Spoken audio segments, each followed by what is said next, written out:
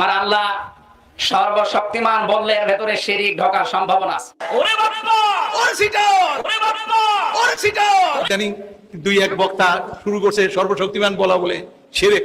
মানে জাহেল কাকে বলে? আমার কাছে অবাক লাগে, যেটা জানোস না সেটা বলিস কেন? তুই বাংলার কত বড় পণ্ডিত, তুই এসে গেছিস এই ধরনের কথাবার্তা বলা। আমি গত পরশুদিন একটা ভিডিও দেখলাম, উনি নাকি বাংলাদেশের জনপ্রিয় মুফাসসিরে কোরআন। উনি মুফাসসিরে কোরআন তাফসীর করতে গিয়ে ইন্নাল্লাহ আলা কুল্লি শাইইন কাদিরের তাফসীর করছে, আল্লাহ সর্ব বিষয়ে শক্তিমান। এই কথা যে বলবে সেই মুশরিক।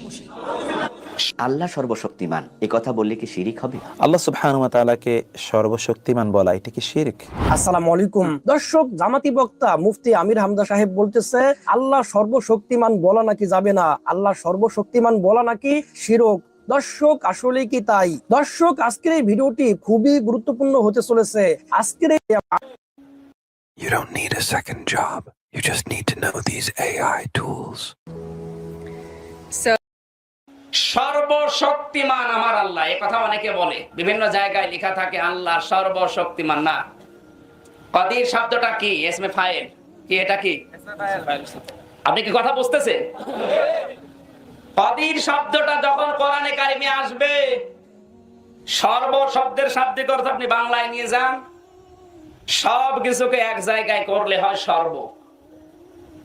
আমার আল্লাহ সর্বশক্তিমান বললে এর ভেতরে শিরিক ঢোকার সম্ভাবনা আছে। একচ্ছত্র মালিকানা সবকিছুর উপরে কার? কদির শব্দের ব্যাখ্যাটা আরেকটু গবেষণা করবেন, আপনার মেধা যদি সাথ থাকে দেখবেন তথ্য পাবেন। অন্তত যে শিরিকপূর্ণ কথাগুলো বাংলাদেশের বিভিন্ন পোস্টারে শোভা পায়, এটা বন্ধ হয়ে যাবে। আল্লাহ তাআলা তো আলা কুল্লি শাইইন কাদির, তিনি সর্বশক্তিমান। ইদানিং দুই এক বক্তা শুরু করছে সর্বশক্তিমান বলা বলে শিরক। মানে জাহেল কাকে বলে? মানে জাহেল নাম্বার 1 কয় সর্বশক্তিমান বলা। ইয়া আমার কাছে অবাক লাগে, যেটা জানোস না সেটা বলিস কেন? তুই বাংলার কত বড় পণ্ডিত, এসে গেছিস এই ধরনের কথাবার্তা বলা। মানুষের শিক্ষিত মানুষের আশায় এই সমস্ত কথা বলে অবাক লাগে। এই মিডিয়ার মাধ্যমে কিছু খালি ভালোটা হয় তা না, খারাপও হয়। আমার লজ্জা আমার মাথা হয়ে যায়, হেট হয়ে যায়। বলা বলে শিরক হয়। নাউযুবিল্লাহ মিন যালিক। ফাহাদ মজুমদার ভাই জানতে চেয়েছেন আল্লাহ। সালামুন আলাইকুম। লজ্জায় একজনের মাথা হেট হয়ে যাচ্ছে, উনি বোঝেন নাই। আর মুফতি আমির হামজাও ভালো করে বোঝাতে পারে নাই, সে একটু ক্লু ধরতে পেরেছে কিন্তু ক্লিয়ার বোঝে নাই সে। তার কথা একদিকে ঠিক আছে, আমরা যে এই যে সর্বশক্তিমান বলছি, আল্লাহ তো এইভাবে নিজেকে প্রেজেন্ট করেনি। আল্লাহ বলছে ইন্নাল্লাহা আলা কুল্লি শাইইন কদির। এই কদির আপনাদের সহজে বোঝার জন্য বলে সূরা কদর নামে একটা সূরা আছে। তাছাড়া আপনারা সবাই কিন্তু তাকদির এই শব্দটা শুনেছেন, যে তাকদির, সবার তাকদির। এটার অর্থ যদিও আপনি ভাগ্য হিসেবে ধরে নেন বা আমরা ওইভাবেই আমাদের বোঝানো হয়, এই তাকদির, মুক্তাদির, কদর একই রুট ওয়ার্ড, এক জায়গা থেকে এসেছে। এটার অর্থ কিন্তু শক্তি নয়। আর সর্বশক্তিমান বললে আরও ঝামেলা আছে। ধরেন আপনি যদি এটা প্রমাণ করতে চান যে আল্লাহ সব কিছু করতে পারে, এই জন্য সর্বশক্তিমান, আল্লাহ কিন্তু এরকমভাবে নিজেকে প্রেজেন্ট করেনি কোরআনে।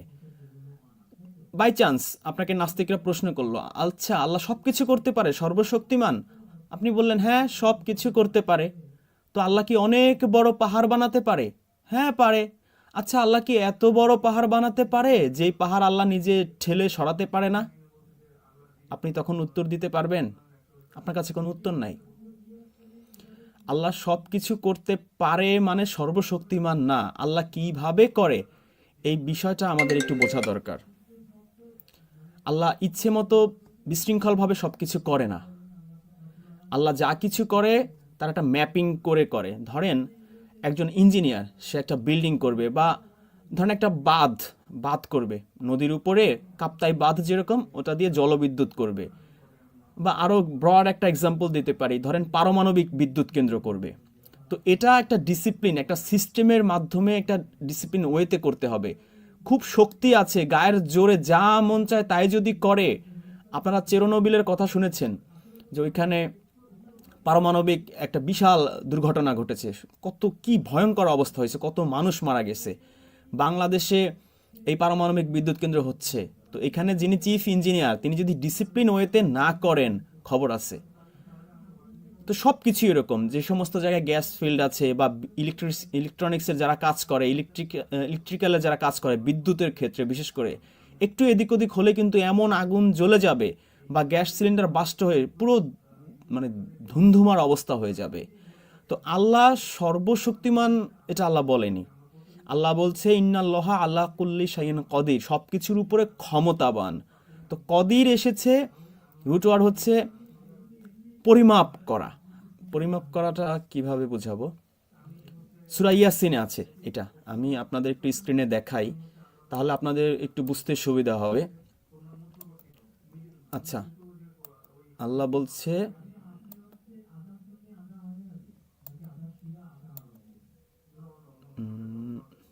আচ্ছা আমি দেখি আসে কিনা। হ্যাঁ, আসছে। এই যে সূরা ইয়াসিনের 38 নাম্বার আয়াত, এখানে আল্লাহ কি বলছে একটু খেয়াল করেন ভালো করে। এটা বুঝতে পারলে আজকের পুরো আলোচনাটা খুব সুন্দর করে বুঝবেন, এবং মোল্লারা যে আমাদের ধোকা দিয়ে বোকা বানাচ্ছে, এবং এইটা যদি আমরা সত্যিকার অর্থে বুঝতে পারি, ইন্নাল্লাহা আলা কুল্লি শাইইন কদির মানে যে সর্বশক্তিমান নয়, আমার মনে হয় আপনার লাইফ চেঞ্জিং একটা মানে বিষয় আপনি আজকে শিখতে পারবেন। লাইফ চেঞ্জিং একটা এপিসোড আজকে হতে পারে যদি আপনি একটু খেয়াল করে বোঝার চেষ্টা করেন। দেখেন এখানে আল্লাহ বলছে অশামসু, শামস মানে সবাই জানেন, সূরা শামস নামে একটা সূরাই আছে। অশামসু মানে হচ্ছে এবং সূর্য, তাজরি মানে আবর্তন করে বা ঘোরে, কিভাবে? লিমুস্তাকররি নির্দিষ্ট গণ্ডির মধ্যে। তো এই যে সূর্য যে ঘোরে, এটা তো আপনারা এখন জানেন যে পৃথিবী যেমন সূর্যের চারিদিকে ঘোরে, সূর্য কিন্তু আবার আরেক এটা কি বলে, সে যে ঘোরে, ধরেন তার কাছে কি আছে, প্রক্সিমা সেন্টারাই, মানে সে আবার অন্য একটা গ্যালাক্সিকে অন্য একটা কিছুকে কেন্দ্র করে ঘোরে। আমি এক্সাক্ট নামটা এখন ভুলে গেছি। লাহা তার জালিকা তাকদির। এখানে দেখেন তাকদির মানে যে আমাদের এই মোল্লারা বলে ভাগ্য, এখানে কিন্তু আল্লাহ ভাগ্য বলেনি, আল্লাহ বলছে তাকদির, মানে নির্দিষ্ট একটা হিসাব অনুযায়ী সে ঘোরে, মানে তাকে একটা পরিমাপ করে দিছে, একটা মেজারমেন্ট করে দিছে। যেমনটা আমি ফার্স্টে আপনাদের এক্সাম্পলে বলেছিলাম যে একজন ইঞ্জিনিয়ার সে যদি একটা বাঁধ নির্মাণ করে, তো সেই বাঁধটা যদি তার গায়ে খুব শক্তি আছে, লেবারদের বললে এইভাবে কর ওইভাবে কর, বা পারমাণবিক বিদ্যুৎ কেন্দ্র, সেই ইঞ্জিনিয়ার গায়ের জোরে সব কিছু করতে চায়, বিশাল দুর্ঘটনা ঘটবে। সে যাই করুক খুব ডিসিপ্লিন ওয়েতে, খুব মেপে ঝেপে তারপর তাকে করতে হবে। তো সর্বশক্তিমান যখনই আমি প্রয়োগ করব, যা মন চায় তাই চলে আসে।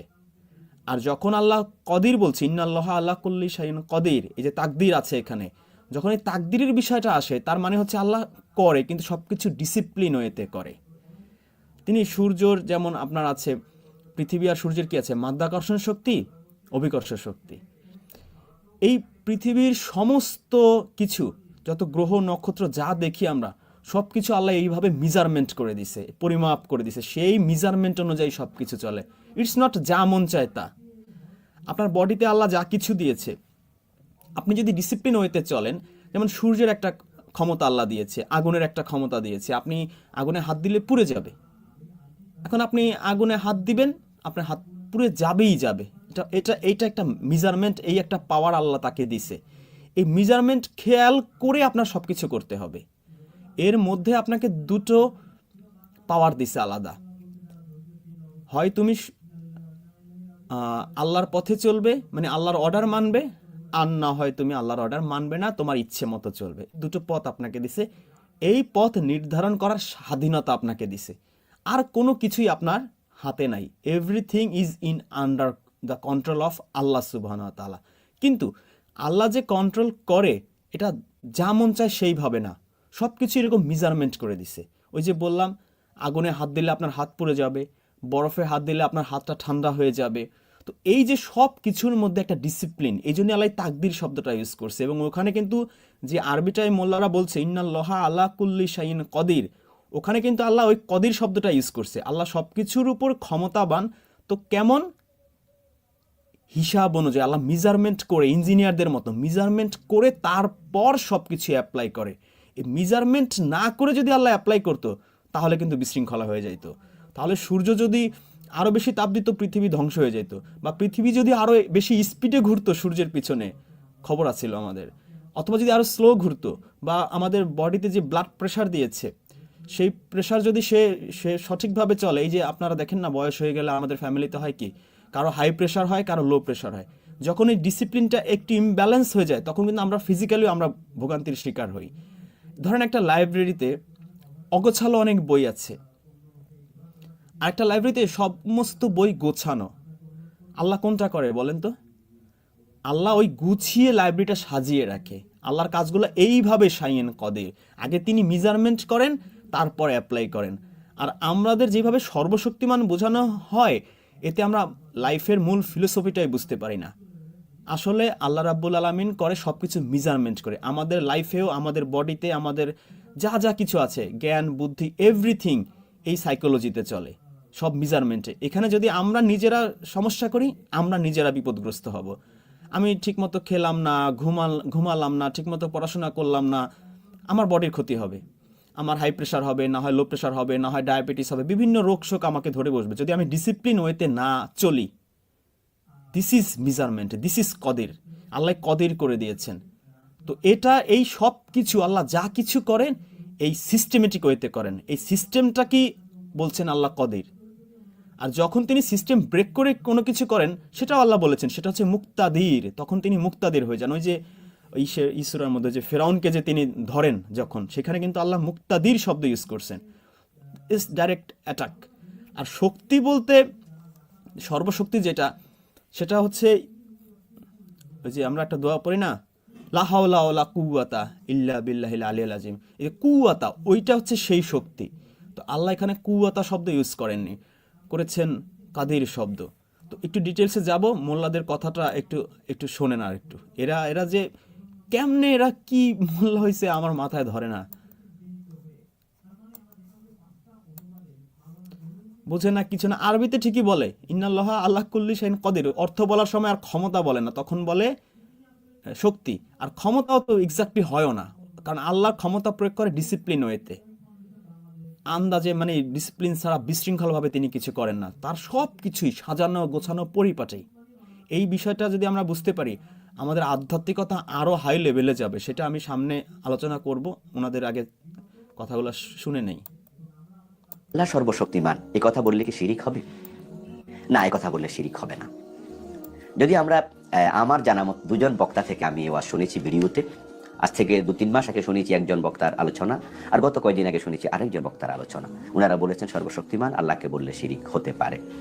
আমি তাদের সাথে সবিনয় দ্বিমত পোষণ করছি যে না, এটা হবে না। আল্লাহ তাআলার কিছু নাম আছে যেগুলো হচ্ছে সিফাতে আম্মা, যেগুলো আল্লাহর সাথেও যাবে, মাখলুকের সাথেও যাবে। আবার কিছু সিফাত আছে, নাম আছে, সিফাতি নাম, যেগুলো সিফাতে খাসা, সেগুলো আল্লাহর সাথে নির্ধারিত।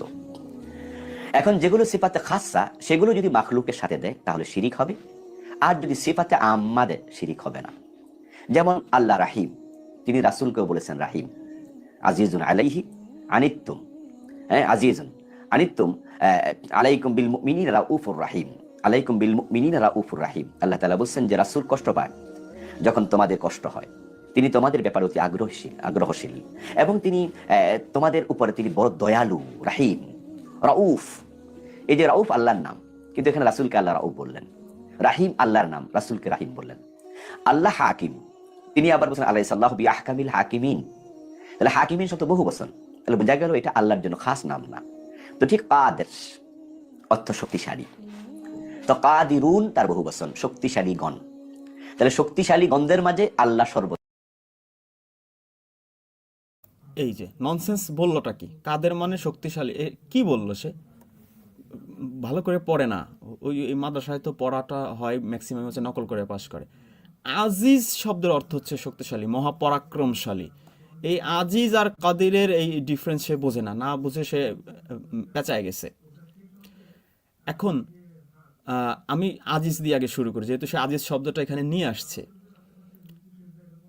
তো আপনি যেইখানেই কোরআনে দেখবেন ওই যে আজিজুল, তারপরেই দেখবেন হাকিম শব্দটা। এটা খুবই ইন্টারেস্টিং। এই যে আজিজ, আল্লাহ যখন এই শক্তি মহাপরাক্রম যখন প্রয়োগ করে, তখনও আল্লাহ এই হাকিম শব্দ আনে। মানে কি? হাকিম মানে আপনারা জানেন যে প্রজ্ঞা, উইজডম।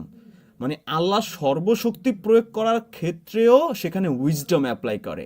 ভাবেন আপনি, আল্লাহ রাব্বুল আলামিন শব্দ চয়নে কত মানে কি ভয়ঙ্কর হাই লেভেলের ব্যাপার স্যাপার, এটা আমাদের মতো ক্ষুদ্র মানুষের মাথায় ঢুকবে না, কিন্তু ভাবলে চমকে ওঠা লাগে যে আল্লাহ রাব্বুল আলামিন যেখানে আজিজ শব্দ ব্যবহার করেছেন সেখানে হাকিম শব্দ ব্যবহার করেছেন। মানে কি, তিনি শক্তি প্রয়োগ করেন কিন্তু খুব প্রজ্ঞার সাথে, ইন্টেলিজেন্সের সাথে।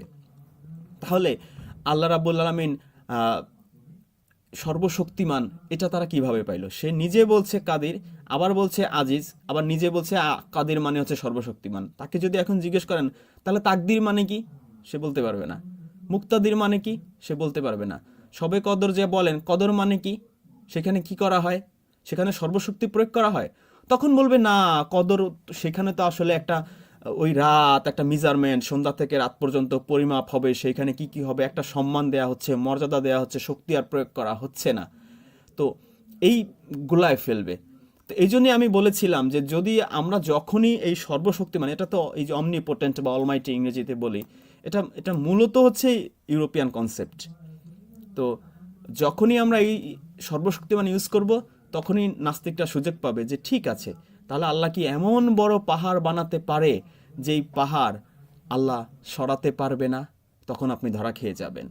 তাহলে কাদিরের বা কদরের এই বেসিক অর্থ কি? পরিমাপ, সিস্টেম, মেজারমেন্ট।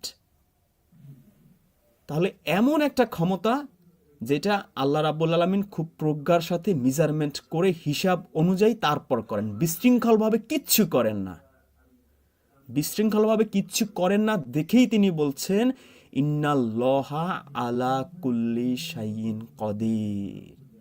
এখন আপনি মহাবিশ্বের সৃষ্টির দিকে যান, তারপরে এই যে আমাদের কবর থেকে যে উঠানো হবে, যে পুনরুত্থান, অথবা আপনি যে পৃথিবীর যে প্রাকৃতিক যেই ন্যাচারাল যত সিস্টেম, নিয়ম কানুন, এই সবখানে দেখবেন এখানে তখন আল্লাহ কাদির শব্দ ইউজ করছে, কারণ ডিসিপ্লিনের বিষয়টা তখন এখানে আসে।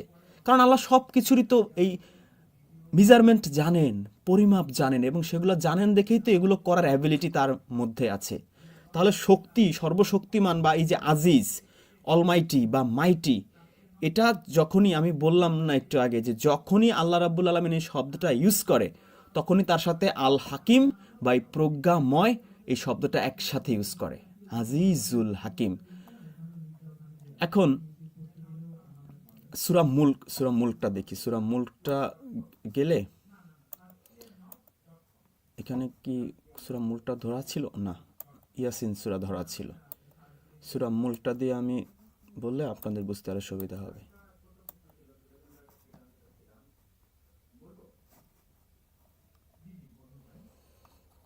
এই আয়াত আপনাদের সাথে আমি প্রায় বলি। এই যে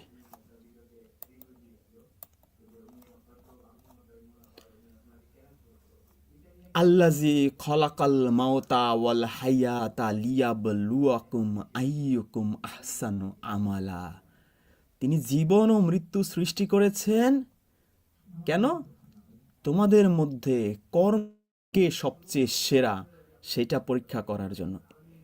এরপরে আল্লাহ বলছেন অহুয়াল আজিজুল হাকিম। এই যে আজিজ দেখছেন, পরাক্রমশালী, এটাই হচ্ছে সর্বশক্তিমান আর কি। মানে যেটা যদি আমি ওই সেন্সেও নেই, এই যে শক্তির কথা আসছে কখন, এই যে একটা সিস্টেমের, যখনই সিস্টেম, পরিমাপ, এই যে পুনরুত্থান, এই সমস্ত বিষয়গুলো আসে, সেই ক্ষেত্রেই আল্লাহ আজিজ শব্দ ইউজ করে। কিন্তু ইন্টারেস্টিংলি এর পরে ম্যাক্সিমাম ক্ষেত্রে হাকিম, এখানে দেখেন আবার ইউজ করছে গফুর, ক্ষমাশীল। মানে একটা না একটা ওয়ার্ড আল্লাহ ইউজ করবেই এইখানে। তাহলে এই যে আমরা দেখতে পেলাম যে এই আজিজ শব্দের প্রয়োগ, তো আজিজ শব্দের প্রয়োগ আল্লাহ কখন করেন? যখন তিনি প্রজ্ঞার সাথে, বা এইখানে যেমন বলছে ক্ষমার সাথে, অথবা এমন কোনো বিষয় যেটা সচরাচর সাধারণত হওয়ার কথা না, সেইটা ঘটে, তখন তিনি এই শব্দগুলা প্রয়োগ করেন। আচ্ছা, এটা যদি আরেকটু ডিপলি আমরা বুঝতে চাই, আমি আপনাদের এর আগে এক্সাম্পল দিয়েছিলাম যে পারমাণবিক বিদ্যুৎ কেন্দ্র, সেখানে ব্যাপক শক্তি থাকে কিন্তু ডিসিপ্লিন হইতে, যদি ডিসিপ্লিন না থাকে, ইঞ্জিনিয়ারের মধ্যে একেবারে চেরনোবিলের মতো একেবারে সব মহা ধ্বংস হয়ে যাবে, শত শত হাজার হাজার মানুষ মারা পড়বে। আর এই মহাবিশ্বের ক্ষেত্রে, জন্ম মৃত্যুর ক্ষেত্রে যখন আল্লাহ রাব্বুল আলামিন এই কথাগুলো বলে তখন বুঝতে হবে যে এই ক্ষেত্রে আল্লাহ সবকিছু কাদির বা মেজারমেন্ট করে তারপরে সেই সিস্টেমটা দাঁড় করিয়েছেন। এই সিস্টেমটাই হচ্ছে তার এই তাকদিরের বিষয়। এই সিস্টেমটা কি আমরা ভুলে বলে ফেলি ভাগ্য। আমার আগুনে হাত দিয়েছি, হাত পুড়ে গেছে, আমার ভাগ্যটাই খারাপ। না, ওই সিস্টেমটাই ওই রকম যে তুমি ওখানে হাত দিলে হাত পুড়েই যাবে। এটা তোমার ভাগ্যের দোষ দিয়ে লাভ নেই, তোমার নিজের দোষ। তুমি সতর্ক কেন ছিলে না?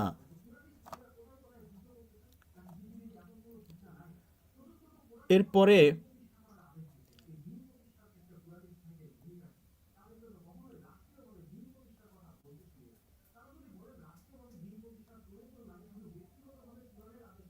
তাকদীর শব্দের একটা রুট ওয়ার্ড ধরে আমাদের একটু আগানো দরকার। আমরা ইসে যাই, সেই সূরা ইয়াসিনে যাই,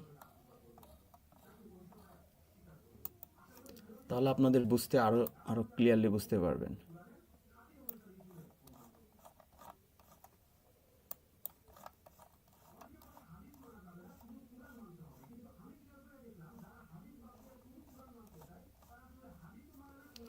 এই যে তাকদীর,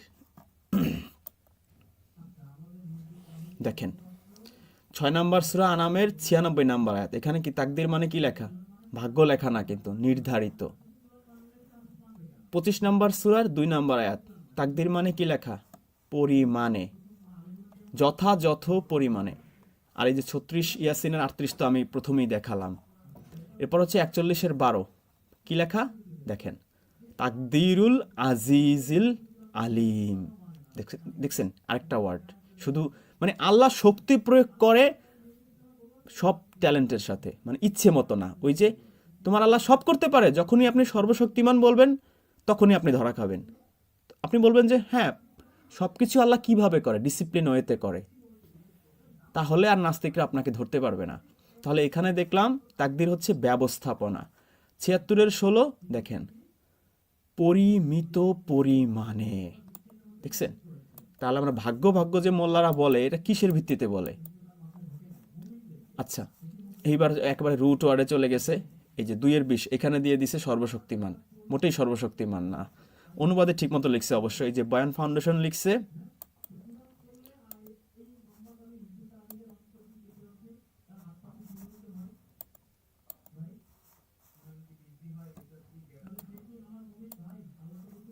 আচ্ছা কি হলো,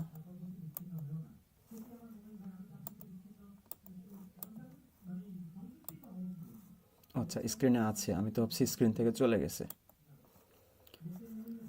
বয়ান ফাউন্ডেশন লিখেছে নিশ্চয়ই আল্লাহ সব কিছুর উপর ক্ষমতাবান। ফজলুর রহমান লিখেছে আল্লাহ তো সব কিছুই করার ক্ষমতা রাখেন, কিন্তু কাদের মানে আপনারা দেখলেন, আমি এত সময় আপনাদের দেখালাম, পরিমাপ, নির্ধারিত, এইভাবে অর্থ করা হয়েছে। আর বাকি সব জায়গায় এরা রুট ওয়ার্ডে, এই যে এখানে আবার লিখছে 2-236-এ, এখানে লিখছে সাধ্য মতো। আচ্ছা, সক্ষম হয়, এখানে ঠিক মতো লিখছে সূরা আল ইমরানে ক্ষমতাবান।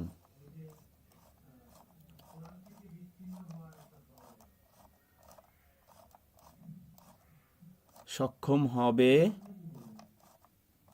এখানে লিখছে সক্ষম সূরা আনামের 37-এ, আনামের 65-তেও লিখছে সক্ষম, 6 আনামের 91-তে লিখছে মর্যাদা। ওই যে বললাম সবে কদর, সেখানে মর্যাদা অর্থে ব্যবহৃত। এই আনামের 96-তে নির্ধারিত। অর্থটা কি দেখেন, তিনি প্রভাত উদ্ভাসক। এই যে নেচার বললাম না, যখনই নেচার, সৃষ্টিতত্ত্ব এই সমস্ত বিষয়গুলো আসে তখনই আল্লাহ এই শব্দটা ইউজ করে। প্রভাত উদ্ভাসক, যিনি বানিয়েছেন রাতকে প্রশান্তি এবং সূর্য চন্দ্রকে সময় নিরূপক, এটা সর্বজ্ঞ পরাক্রমশালী নির্ধারণ। তাকদীর, দেখছেন এখানে তাকদীর অর্থ লিখেছে নির্ধারণ, ভাগ্য লেখেনি। এরপরে এর অনেক 121টা শব্দ, 121টা শব্দ তো পড়তে অনেক সময় লাগবে। নির্ধারিত পরিমাণ, পরিমাপ, এটা আমরা মোটামুটি বুঝতে পারছি সবাই।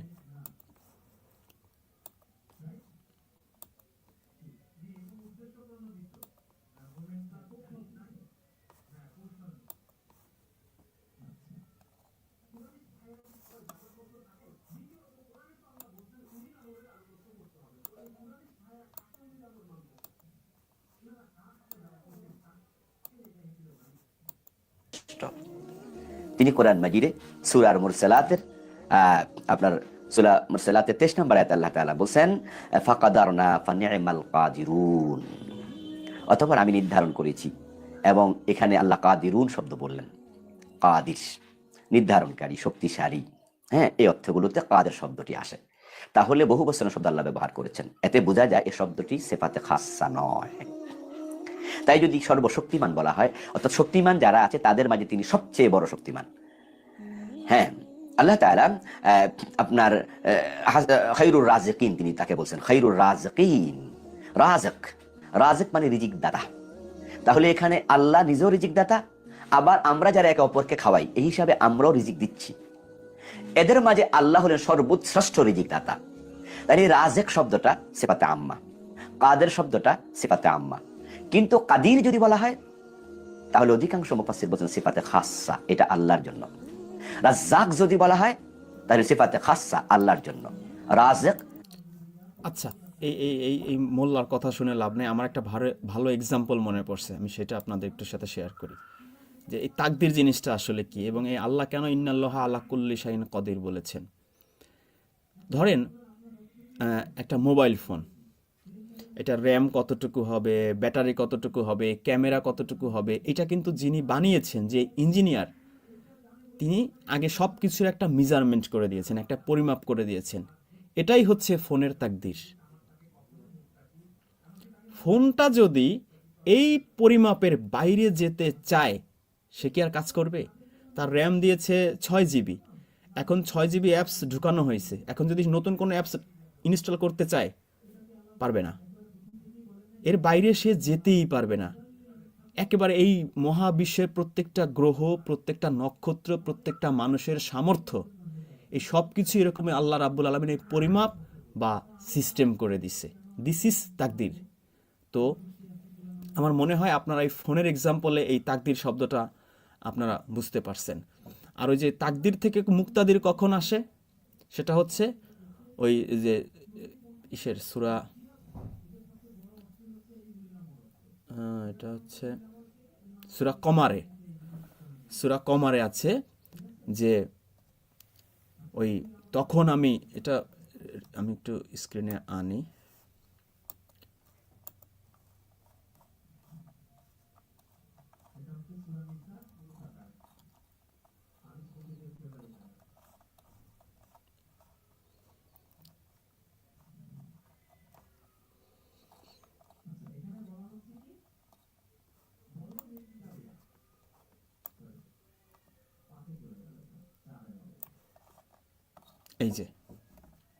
এই যে মুক্তাদির, এই যে লাস্টে, তারা আমার সকল নিদর্শনকে অস্বীকার করলো, অতএব আমি মহাপরাক্রমশালী সর্বশক্তিমানের মতোই তাদের পাকড়াও করলাম।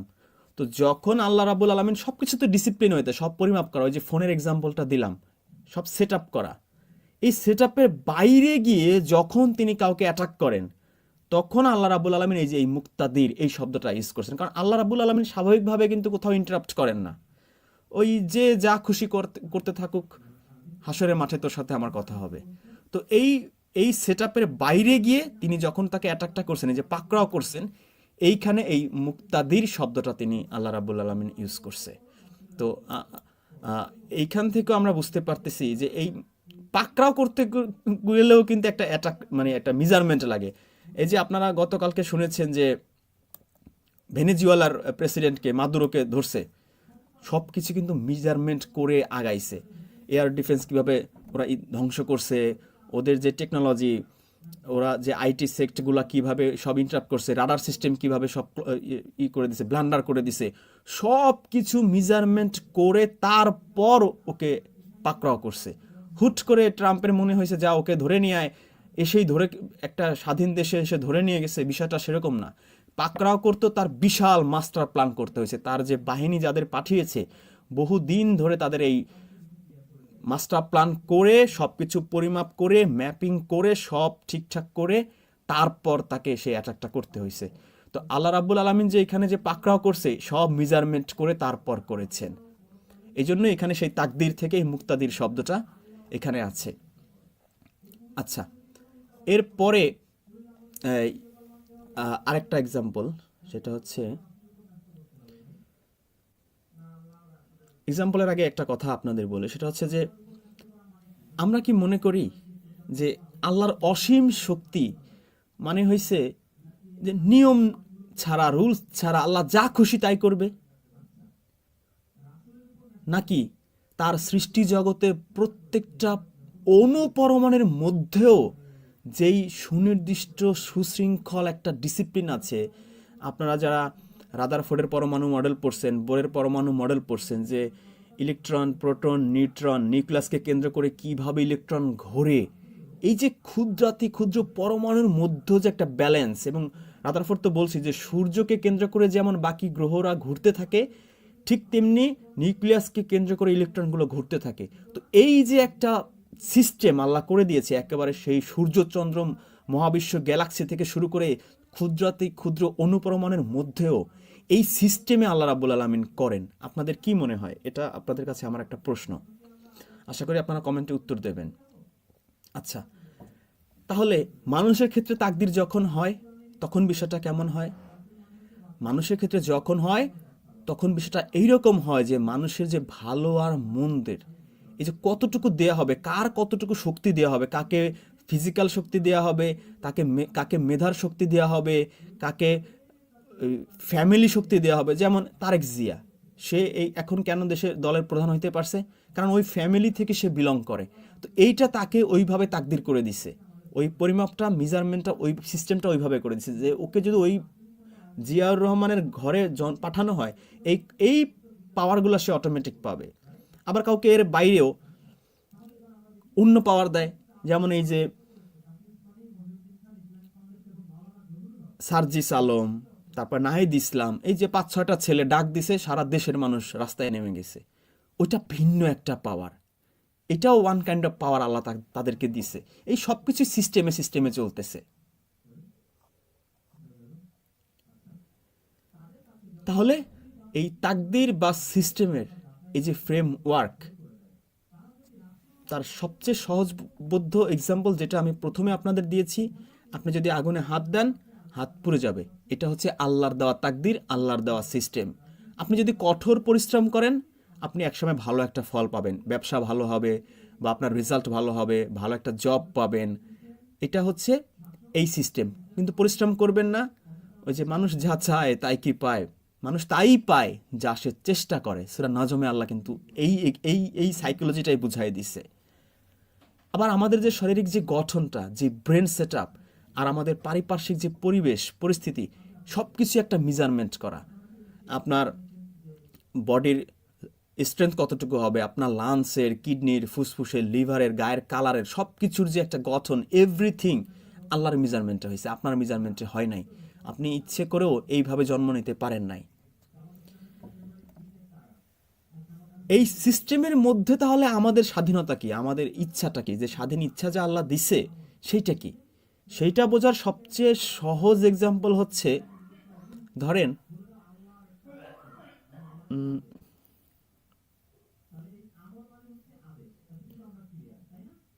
আপনি একটা বিশাল একটা টাইটানিক জাহাজের মতো একটা জাহাজের যাত্রী। এখন জাহাজটা কোন দিকে যাবে, তার গতি কতটুকু হবে, সব কিছু কে নির্ধারণ করবে, কে তাকদির করবে? ক্যাপ্টেন। কিন্তু জাহাজের ভিতরে আপনি কোন কেবিনে থাকবেন, কার সাথে কথা বলবেন, কি কি খাবেন, কিভাবে সময় কাটাবেন, এই সমস্ত সিদ্ধান্ত নেওয়ার পূর্ণ স্বাধীনতা আল্লাহ কিন্তু আপনাকে দিছে। মানে আল্লাহ বলতে ওই ক্যাপ্টেন আপনাকে দিছে আর কি। তো পৃথিবীতেও সেরকম, আপনার বাবা কবে মারা যাবে, মা কবে মারা যাবে, আপনার ঘরে কি হবে, আপনার ভাই বন্ধু কেমন হবে, জব কি হবে, এভরিথিং মিলিয়েও আপনার একটা স্বাধীনতা কিন্তু আছে, সিদ্ধান্ত নেওয়ার স্বাধীনতা। তাহলে এই আমরা যদি আল্লাহর দেওয়া এই সিস্টেম বা এই তাকদির বা এই পরিমাপ যদি মেনে চলি, মানে পজিটিভলি মেনে চলি, যেমন আমি সৎভাবে চলবো, আমি কঠোর পরিশ্রম করব, আমি স্বাস্থ্যবিধি মেনে চলবো, আল্লাহর দেয়া হুকুম হাকাম মেনে চলবো, তাহলে আমি কি পজিটিভ একটা রেজাল্ট পাবো। আর যদি আমি এই সিস্টেম ব্রেক করি, আমি যদি আমার মধ্যে যদি অনেস্টি না থাকে, পরিশ্রম না থাকে, স্বাস্থ্যবিধি আমি মেনে না চলি, আল্লাহর হুকুম হাকাম মেনে না চলি, তাহলে সর্বদিকে আমি ঝামেলায় পড়ব। স্বাস্থ্যবিধি মেনে না চলে ফিজিক্যালি আমার অসুখ বিসুখ হবে, বিভিন্ন রোগের শোকে পড়ব। অনেস্টি না থাকলে আমি মেন্টালি, যতই আমি টাকা পয়সা ইনকাম করি না কেন, আমি মানসিকভাবে আমি তৃপ্তি পাবো না। কঠোর পরিশ্রম যদি আমি না করি, সেইভাবে একসময় হয়ে যাব। আল্লাহর হুকুম হাকাম যদি মেনে না চলে, একসময় রহমত উঠে যাবে, একসময় মানসিকভাবে সেটাও ভেঙে পড়বো। আর আখিরাতে তো আমার জন্য জাহান্নাম নির্ধারিতই। তাহলে আল্লাহর এই সিস্টেম, আল্লাহর এই তাকদির মেনে নিয়ে যদি আমি পজিটিভলি আল্লাহর অর্ডার অনুযায়ী চলি, তাহলে আমার লাইফ সাকসেস। আর যদি আমি সিস্টেম ব্রেক করি, শুধু দুনিয়াতে আমি ঝামেলায় পড়বো না, আমি আখিরাতেও আমি ঝামেলায় পড়বই পড়ব।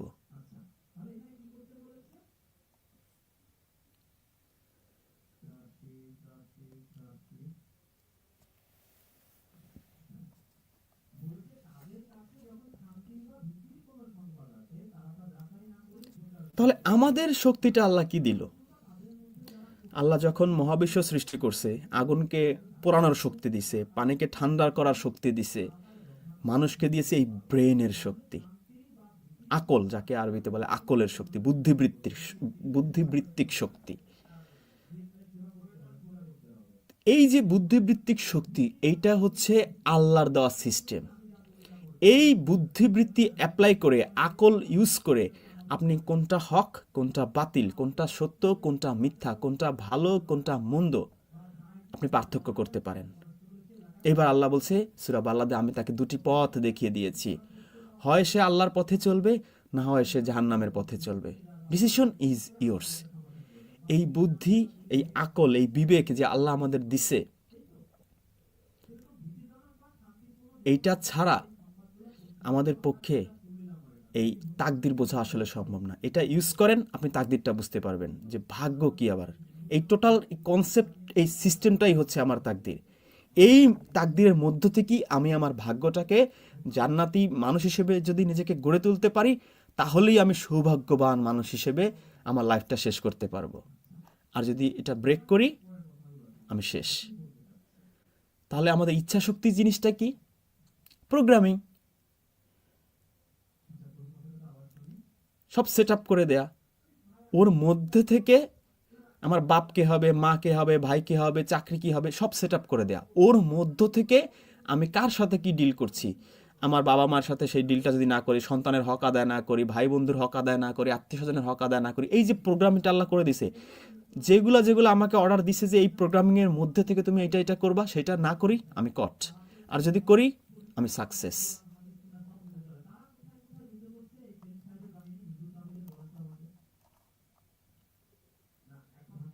তাহলে কাদের শব্দের অর্থ কি দাঁড়ালো? পরিমাপ। এই মহাবিশ্বের সব কিছুই কাদির, ইভেন আমাদের শারীরিক গঠন, এভরিথিং কাদির করা। তাকদির কি? এই পরিমাপের যে সিস্টেমটা, সিস্টেমটাই হয়েছে তাকদির। এবং যে লগুলা, নেচার অফ ল যারে বলি, যে আগুনে হাত দিলে হাত পুড়ে যায়, এই নেচার অফ লই হচ্ছে এই সিস্টেম।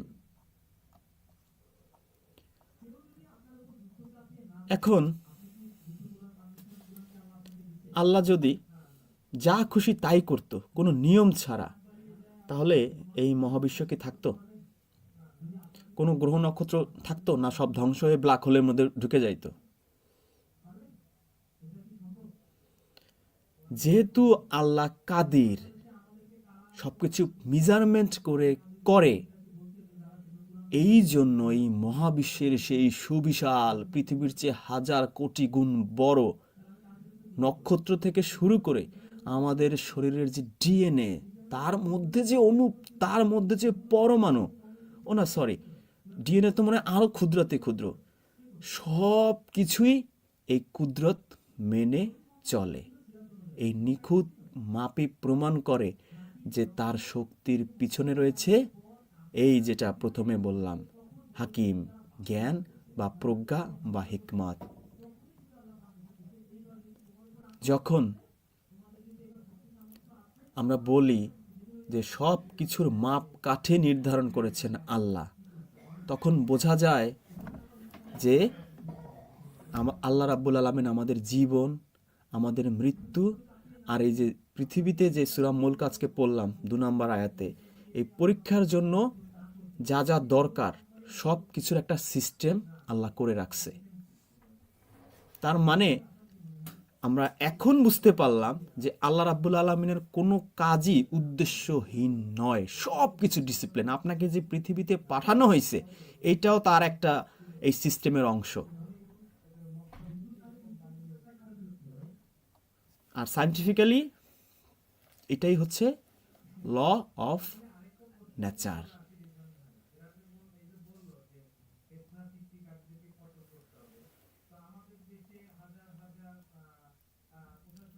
আর কোন বিষয়টা বাদ পড়লো? ওইটা বডির বিষয় তো বললাম যে আমাদের শরীরে যে ব্লাড প্রেশার, গ্লুকোজ বা সুগারের যে মাত্রা, সব কিছুর মধ্যে আল্লাহ একটা মেজারমেন্ট করে দিছে। এটা যদি ব্যালেন্স থাকে তাহলে আমরা সুস্থ থাকি, আর যদি আমরা ইমব্যালেন্স করে ফেলি বা কোনো কারণে ইমব্যালেন্স হয়ে যায় তাহলে আমার শরীরের মধ্যেও বিশৃঙ্খলা সৃষ্টি হয়ে যায়, রোগ দেখা দেয়। তো আল্লাহ যখন নিজেকে কাদির হিসেবে পরিচয় দেন তখন এর মানে হইল তিনি আমাদের শরীরের প্রত্যেকটা কোষ, এমনকি যে হরমোনগুলো আছে সব কিছুর নিখুঁত একেবারে গাণিতিক মাপ যোগ দিয়ে তারপর আমাদের বাঁচিয়ে রাখছে। এই পরিমাপ, এই ব্যালেন্স, এই বজায় রাখাটাই হয়েছে আল্লাহর প্রজ্ঞা। আর আমরা যদি বজায় রাখতে পারি সেটা হবে আমাদের প্রজ্ঞা, আমরা বুদ্ধিমত্তার পরিচয় দেব, আমাদের বডি ভালো থাকবে।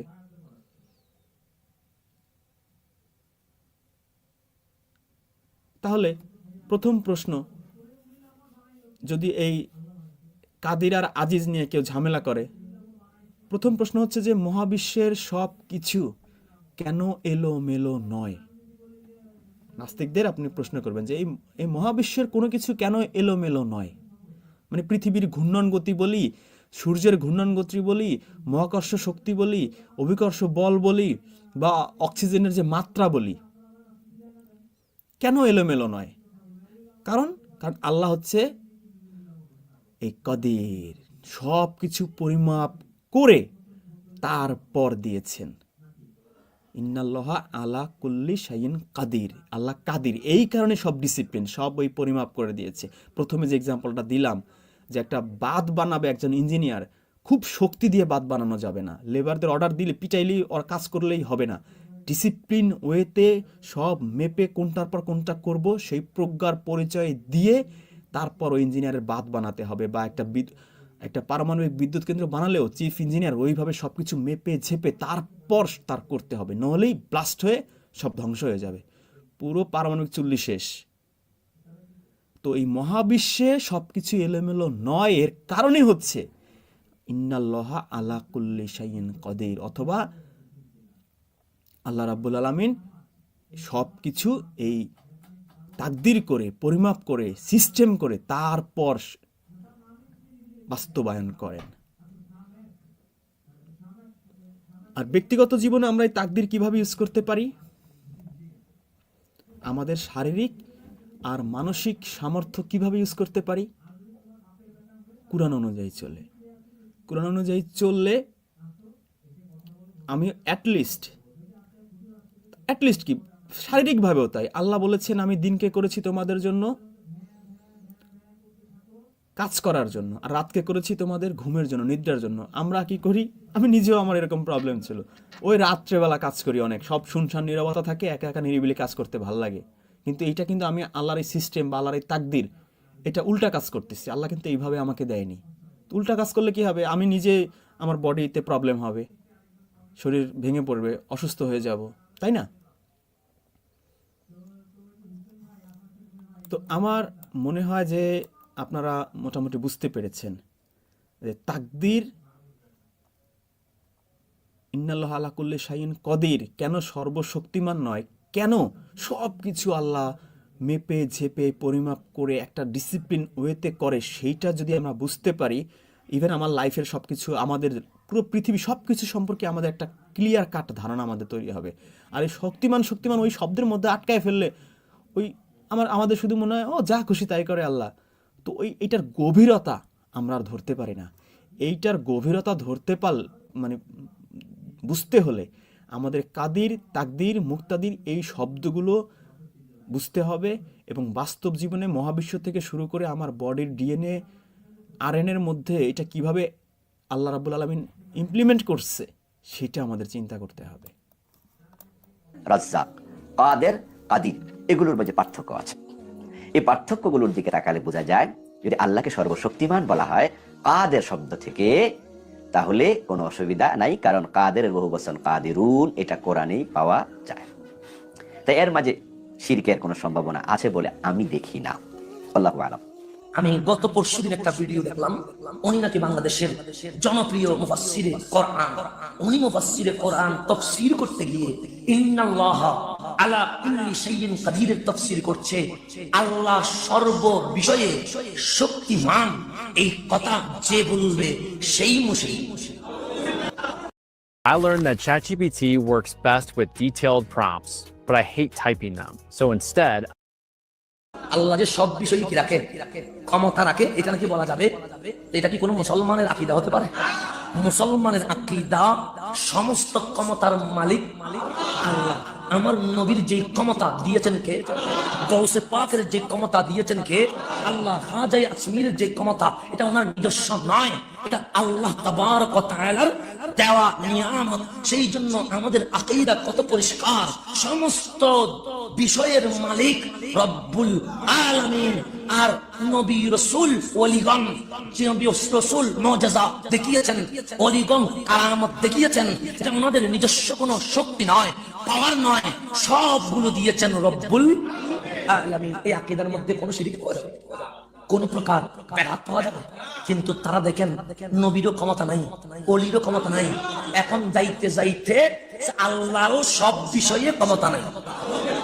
এরকম কথা কি আমাদের মুখ দিয়ে বলা সম্ভব? এটা কি কোনো মুসলমানের বলা সম্ভব? তো আল্লাহ যদি সব বিষয়ে ক্ষমতা না রাখে, তো তোমাদের শ্রীরাম কি সব বিষয়ে ক্ষমতা রাখে?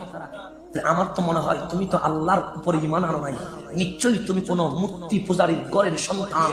মুসলিম পরিচয় দিয়ে তুমি আমাদেরকে ইসলামের ভেতরে এসে মুসলমানদের মধ্যে ফিতনা লাগিয়ে দিয়েছো। একজন বক্তার মতে আল্লাহ সর্বশক্তিমান বলা শিরক, এ সম্পর্কে যদি কিছু বলেন, না এটা প্রশ্নই আসে না। আল্লাহ সর্বশক্তিমান, এই বক্তব্য তো ওহু আলা কুল্লি শাইইন কাদির, সব কিছুর প্রতি ক্ষমতাবান, সর্বশক্তিমান, এটি শিরক হওয়ার প্রশ্নই আসে না। যদি কেউ বলে থাকেন তিনি সর্বশক্তিমানের অর্থ না জানার কারণে হয়তো বলেছেন, এটি মুবালাগা অর্থের জন্য সর্বশব্দটি আরবি ভাষা থেকে বাংলা ভাষায় অনুবাদ হয়েছে এবং বাংলা ভাষায় এই ধরনের ব্যবহার মানে অনেক প্রাচীন ব্যবহার। তাই সর্বশক্তিমান শব্দটি আল্লাহ রাব্বুল আলামিনের জন্য প্রযোজ্য এবং ব্যবহার করা যায়, যেখানে শিরকের কিছুই নেই। তিনি কি অর্থ করেছেন সেটা আমার জানা নেই। যদি তিনি মনে করে থাকেন যে সর্বশক্তিমান শব্দটি আল্লাহ তাআলার জন্য প্রযোজ্য নয়, তাহলে তাকে অবশ্যই দলিল দিতে হবে এবং কিভাবে সেটা শিরক হবে সেটাও তাকে স্পষ্ট করতে হবে। আমার মনে হচ্ছে এটি তার একান্ত ব্যক্তিগত গবেষণা এবং ভুল গবেষণা। আল্লাহ তাআলা হিদায়াত দান করুন। আল্লাহ সুবহানাহু ওয়া তাআলার একটি নাম আল আজিজ, যার অর্থ হলো পরাক্রমশালী, সর্বশক্তিমান। আচ্ছা, বেশ কিছুদিন আগে দেখলাম একজন বলতেছে সর্বশক্তিমান বললে নাকি শিরক হবে। কি অদ্ভুত কথাবার্তা! সবকিছুর উপর শক্তিমান, সবকিছুর উপরে আল্লাহু আলা কুল্লি শাইইন কাদির। উনি বলছেন সর্ব বললে সর্বের মধ্যে আল্লাহ ঢুকে যাবে। আচ্ছা, আপনারা কি বুঝতে পারছেন যে এই যে সর্বশক্তিমান শব্দটা কিভাবে মিস ইন্টারপ্রেট করা হচ্ছে? যখন আমি ক্ষমতাবান বলবো, যখন এই তাকদির শব্দটা, কদর শব্দটা আনবো, তখন আমি বুঝবো যে আল্লাহ কোনো কিছু যা মন চায়, যা ইচ্ছা তাই করেন। আল্লাহ সব কিছু ডিসিপ্লিন ওয়েতে, শৃঙ্খলা ভিত্তিক সিস্টেমে তারপর করেন। আর উনি যে আজিজ শব্দটা বলল, এই আজিজ শব্দ কোরআনে যেখানেই আছে সেখানেই আজিজুল হাকিম, আজিজুল গাফুর, আজিজুল ওহাব, একটা না একটা আরেকটা অ্যাডজেক্টিভ আল্লাহ নিয়ে আসছে, তারপর বলছে। তো উনি এটা বুঝতেছে না, উনি গুলাই ফেলছে দুটা। এখন সব আর আল্লাহ সমান হয়ে গেল। খুব অদ্ভুত কথাবার্তা। ও আচ্ছা, সে তো প্রশ্ন করেছেনই আপনি। বেশ কিছুদিন জগৎ কিছু বক্তা বলছে আল্লাহ সর্বশক্তিমান, সর্বশ্রেষ্ঠ বলে নাকি শিরক। এ বিষয় নিয়ে সাধারণ মানুষ বিভ্রান্তিতে পড়ছে। আপনি দেখবেন যে আলোচনাটা আমি শুনেছি, আমাকে গতকালকে ডক্টর জাকারিয়া পাঠিয়েছেন। শোনার পর আমি দেখলাম যে খুব অদ্ভুত কথাবার্তা, মানে নিজের মন মতো ব্যাখ্যা দিচ্ছে সব। সর্বশক্তিমান বললে সর্বের মধ্যে আল্লাহ ঢুকবে কি জন্য? হ্যাঁ, আল্লাহ যেমন বলা হয় হুয়া যাহিরু ফাওকা কুল্লি শাই, আল্লাহ সবকিছুর উপরে, তাহলে এটা তো শিরক হয়ে যাবে। অথচ এটাই হচ্ছে তাওহীদ, আল্লাহ সবকিছুর উপরে, অর্থাৎ সবকিছু কি তার সৃষ্টির। তাহলে সর্বশক্তিমান মানে আল্লাহ, তার মানে আল্লাহ সমকক্ষ কেউ এই সৃষ্টির মধ্যে নাই, সৃষ্টির সবকিছুর উপরে আল্লাহ ক্ষমতাবান। আল্লাহু আলা কুল্লি শাইইন কাদির, আলা কুল্লি শাইইন মিন মাখলুকাতিহি, আল্লাহ তার মাখলুকাতের সবকিছুর উপরে ক্ষমতাবান। ভাষা দ্বারা এটা খুব সহজে বোঝা যায়। এগুলো খামাখা এই সমস্ত জিনিস তৈরি করে করে উম্মার মধ্যে বিভক্তি আনতেছে। যেই বক্তারা কাজ কথা বলছে তারা আমাদের সালাফে সালেহিনের ইয়ে করুক, তারা দলিল দেখুন, কোনো দলিল দিতে পারবে না। আল্লাহ সুবহানাহু ওয়া তাআলাকে সর্বশক্তিমান বলা এটা কি শিরক? লা ইলাহা ইল্লাল্লাহ। আল্লাহ সুবহানাহু ওয়া তাআলা তিনি তার নিজকে পরিচয় করিয়ে দিতে গিয়ে তিনি বলেছেন ওয়াল্লাহু আলা কুল্লি শাইইন কাদির। আল্লাহ সুবহানাহু ওয়া তাআলা সকল বিষয়ের উপর সর্বশক্তিমান। কাদির শব্দটা কি? ইসমে ফাইল। এই যে আবারও ভুল অর্থ করলো। ইন্নাল্লাহ আলা কুল্লি শাইইন কদির মানে কি সর্ববিষয়ের উপর সর্বশক্তিমান? এটার মানে হচ্ছে সর্বকিছু তিনি ডিসিপ্লিন ওয়েতে তাকদির করে পরিমাপ করে তারপর তিনি করেন, যা মন চায় তাই করে না। আল্লাহ কোনো কিছুর বিশৃঙ্খলভাবে কোনো কিছু করে না। বিশৃঙ্খলভাবে কোনো কিছু করলে সমস্ত মহাবিশ্ব ধ্বংস হয়ে যেত অনেক আগে। আল্লাহ সব কিছুর মধ্যে ডিসিপ্লিন থাকে, বোঝে না কিছু। কি এটা কি? কাদির শব্দটি এটি সিফাতে মুশাব্বাহের শব্দ, এটি ইসমে ফাইল নয়, এটি সিফাতে মুশাব্বাহের শব্দ। এটি আল্লাহ সুবহানাহু ওয়া তাআলার গুণবাচক। ওয়ালিল্লাহিল আসমাউল হুসনা ফাদউহু বিহা, এটি আল্লাহ সুবহানাহু ওয়া তাআলার উত্তম সুন্দর নাম সমূহের একটি। এটি ইসমে ফাইল নয়। ইসমে ফাইল মানে কর্তা, এটি কর্তাবাচক শব্দ নয়, এটি আমাদেরকে বুঝতে হবে। এটি আল্লাহ সুবহানাহু ওয়া তাআলার গুণবাচক নাম, এবং আল্লাহ সুবহানাহু ওয়া তাআলার গুণ মানে হচ্ছে সকল কিছু, যা কিছু আছে সকল কিছুর চেয়ে সবচেয়ে বেশি শক্তি, সকল কিছুর উপর শক্তিমান হচ্ছেন মহান আল্লাহ সুবহানাহু ওয়া তাআলা। মনে রাখা দরকার যে আল্লাহ সুবহানাহু ওয়া তাআলা এর গুণবাচক নাম এমন রয়েছে যে গুণবাচক নামগুলো তিনি আমাদের কাছে রিভিল করেছেন, যেগুলো আমরা জানি। এমন অনেক গুণবাচক নাম আছে যেগুলো আল্লাহ সুবহানাহু ওয়া তাআলা ছাড়া আর কেউ জানেন না। আপনি জানেন সেই হাদিসটি যেটি আমরা দোয়া বলে থাকি। আল্লাহ রাসূল সাল্লাল্লাহু আলাইহি ওয়াসাল্লাম বলেছেন, হে আল্লাহ, আমি আপনার কাছে সেই নামের মাধ্যমে প্রার্থনা করি সাম্মাইতা বিহি নাফসাক, যেই নাম এর কথা আপনি বলেছেন, আপনার নাম যে নামে আপনি আপনার নিজকে নামকরণ করেছেন। আও আনজালতাহু ফি কিতাবিক, অথবা যে নামগুলো আপনি আপনার কিতাবে নাজিল করেছেন। আও আল্লামতাহু আহাদাম মিন খালকিক, অথবা যে নামগুলো আপনি কিতাবে নাজিল করেননি কিন্তু আপনি আপনার কোনো বান্দাকে সেটি শিখিয়েছেন। আও ইস্তাসারতা বিহি ফি ইলমিল গায়বি ইনদাক, অথবা এমন অনেক নাম আছে যেগুলো কেবলই আপনি জানেন আর কেউ জানে না। সেই সকল নামের মাধ্যমে আপনার কাছে আমি প্রার্থনা করি। আল্লাহ সুবহানাহু ওয়া তাআলা অনেক গুণবাচক নাম আছে যেগুলো মানুষের বোধগম্য নয়, সেগুলো আল্লাহ সুবহানাহু ওয়া তাআলা মানুষের কাছে উপস্থাপন করেননি। ওটা তো মানুষের বোধগম্য নয়। যতটুকু মানুষের বোধগম্য মানুষ বুঝতে পারে ততটুকু আল্লাহ বলেছেন। এবং এই বোধগম্যতার একটি ইস্যু হলো যে শক্তি। আমরা জানি যে শক্তি আছে, লা হাওলা ওয়ালা কুওয়াতা ইল্লা বিল্লাহ। আল্লাহ সুবহানাহু ওয়া তাআলা ছাড়া আর কোনো শক্তি নাই, শক্তি আসে আল্লাহর পক্ষ থেকে। কিন্তু আল্লাহ সুবহানাহু ওয়া তাআলা যেমন রহমান, আল্লাহ সুবহানাহু ওয়া তাআলা পরম করুণাময়, পরম দয়ালু, আর যেমন গফুর গফফার, তিনি ক্ষমাশীল, এই গুণের কিছু অংশ কিন্তু মানুষের মধ্যেও আছে। এবং এটি আছে, আপনারা জানেন হাদিসে এসে আল্লাহ সুবহানাহু ওয়া তাআলা তার গুণ এর মধ্যে 99 অংশ তিনি তার নিজের জন্য রেখে দিয়ে তার যে এক অংশ তিনি সৃষ্টিকুলের মাঝে তিনি ডিস্ট্রিবিউশন করে দিয়েছেন। যেমন ধরুন আমরা বলি যে রহমান মানে অনুগ্রহশীল, আল্লাহ সুবহানাহু ওয়া তাআলা অনুগ্রহশীল, কিন্তু মানুষের মধ্যেও কিন্তু রহমতের একটা প্রভাব আছে। এই জন্য আল্লাহ তার রাসূলকে বলেছেন রাউফুর রহিম, তিনি বলেছেন রাহমাতাল লিল আলামিন, তার রাসূলের মধ্যে রহমত আছে। কিন্তু এই রহমত এটা আল্লাহ সুবহানাহু ওয়া তাআলা যে জাতি রহমত, সেই জাতি রহমত নয়। আল্লাহ সুবহানাহু ওয়া তাআলা তিনি তার রহমতের অংশটা তিনি তার কাছে রেখে দিয়ে তিনি মানুষের মাঝে।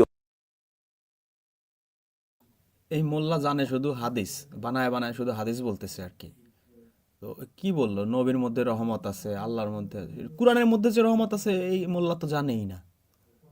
নবীর মধ্যে আছে 3টা গুণ আর কোরআনের মধ্যে আছে 12টা গুণ।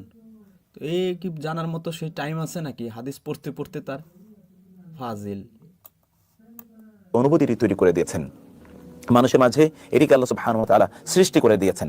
অতএব অন্য কোনো কিছু যদি কিছু ক্ষমতা থাকেও, কিন্তু সকল ক্ষমতার মালিক হচ্ছেন এই কাদির মানে বারবার সেই ক্ষমতা ক্ষমতা বলতেছে, কিন্তু কাদিরের মধ্যে সে ঢুকতেছে না যে আল্লাহ ক্ষমতাটা কি ডিসিপ্লিন ওয়েতে প্রয়োগ করে না পরিমাপ করে সিস্টেমেটিক ওয়েতে প্রয়োগ করে।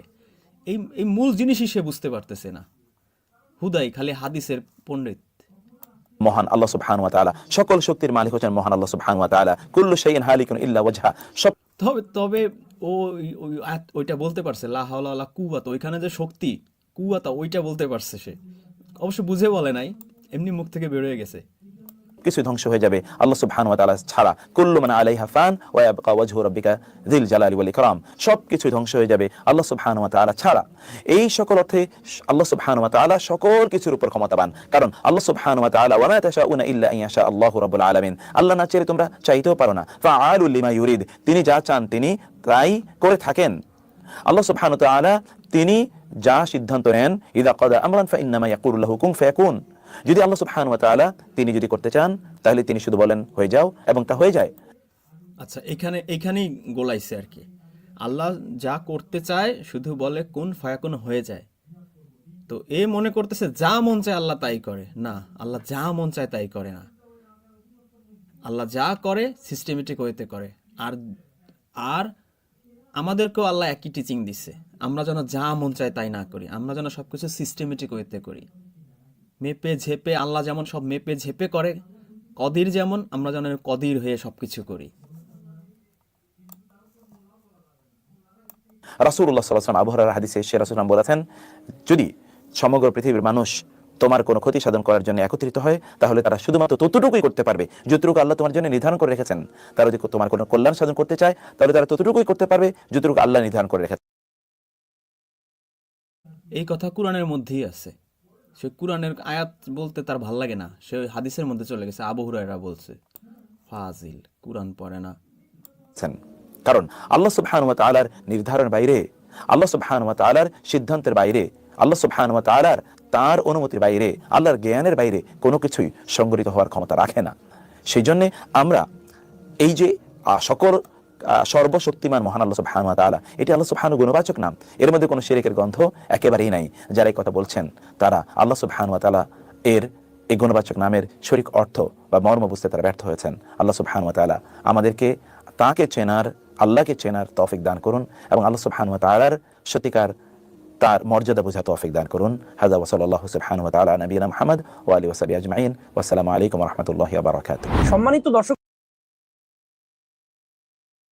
জি, আমাদের সাথে আছেন আজকে সুপ্রিম লিডার চট্টগ্রাম এবং আছেন নাসিম। আপনারা একটু কথা বলেন, আপনাদের মতামত ব্যক্ত করেন, আমি কিছু কমেন্ট দেখি মার্ক করে, এরপরে আমি কমেন্টের রিপ্লাই দেওয়ার চেষ্টা করব। জি, সালামুন আলাইকুম। স্যার, আজকে যে বিষয়টি আপনি তুলে শ্রোতা, আশা করি পুরো ভিডিওটি এটি খুবই জটিল একটা বিষয়। আপনি যে একটা বিশ্লেষণ আপনি করতে চাইছেন সেটা হচ্ছে কাদিরের সাথে যে শব্দগুলা চলে আসে, হাকিম, আলিম, তারপরে তাকদির। আসলে এই চারটা যে শব্দ, এগুলা হচ্ছে আল্লাহর মহাজ্ঞান বা অনেক বিশাল জ্ঞানের যে ভান্ডার, সেই ভান্ডারের থেকে এই শব্দগুলা আসছে। আর এখানে কাদির শব্দের অর্থ হচ্ছে পরিমাপ করা, অর্থাৎ আল্লাহ সবকিছুর পিছনে একটা পরিমাপ রেখেছে। যেমন আপনি একটা মোবাইল দিয়ে বললেন যে একটা মোবাইলের ডিসপ্লে যদি 8 ইঞ্চি হয়, এটাতে যদি একটা ঘড়ির ব্যাটারি লাগায় তাহলে এটা চলবে না। আর যদি ওই যে ঢাকা চট্টগ্রামে যে বাস চলে, বাসের একটা ব্যাটারি লাগাই দিলে তাও চলবে না, এটা ফুটে যাবে। ঘড়িটা লাগাইলে মোটেই চলবে না। তার মানে এটা আল্লাহ পরিমাপ করে এই সবকিছুই আল্লাহ এই সৃষ্টি করেছেন। এই ক্ষেত্রে আল্লাহর যে নামটা ব্যবহার করছেন, তিনি সেখানে ব্যবহার করছেন কাদির। এই কাদির শব্দের অর্থ কোরআনে সব জায়গায় কইরা থুইছে সর্বশক্তিমান। এটা হচ্ছে তাদের এই করণীয় আর কি, মানে তারা যা বুঝছে আর কি।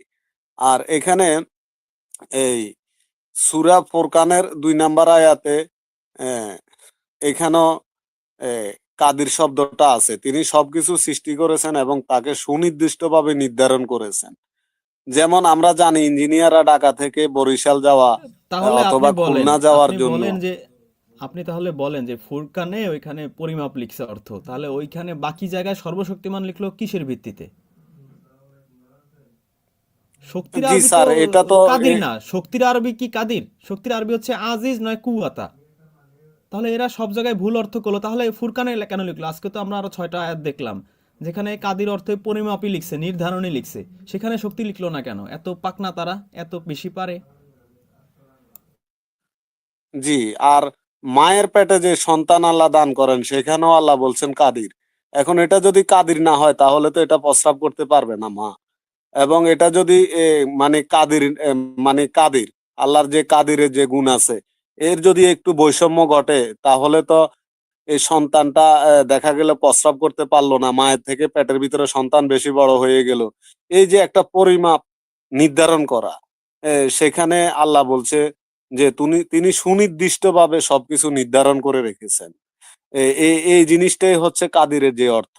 কিন্তু দুর্ভাগ্যজনক বিষয়ে তারা পুরা কোরআনে এটাকে সর্বশক্তিমান কইরা তুইছে। এখন মোল্লারা তো সব জায়গায় এভাবে পড়ছে। শব্দ এবং শব্দের অর্থটা কি হবে এখানে কোনো দ্বৈচারিতা করা হয়েছে কিনা, কোন রকম অর্থের মানে বিচ্যুতি ঘটাইছে কিনা আপনি যেভাবে দেখেন তারা তো এভাবে দেখে না। হ্যাঁ, তারপরে এখানে কাদির শব্দটা ব্যবহার করা হয়েছে এই সূরা মুমিনুনের 18 নম্বর আয়াতে। এখানে বলা হয়েছে আমি আকাশ থেকে নির্দিষ্ট পরিমাণে বর্ষণ করি।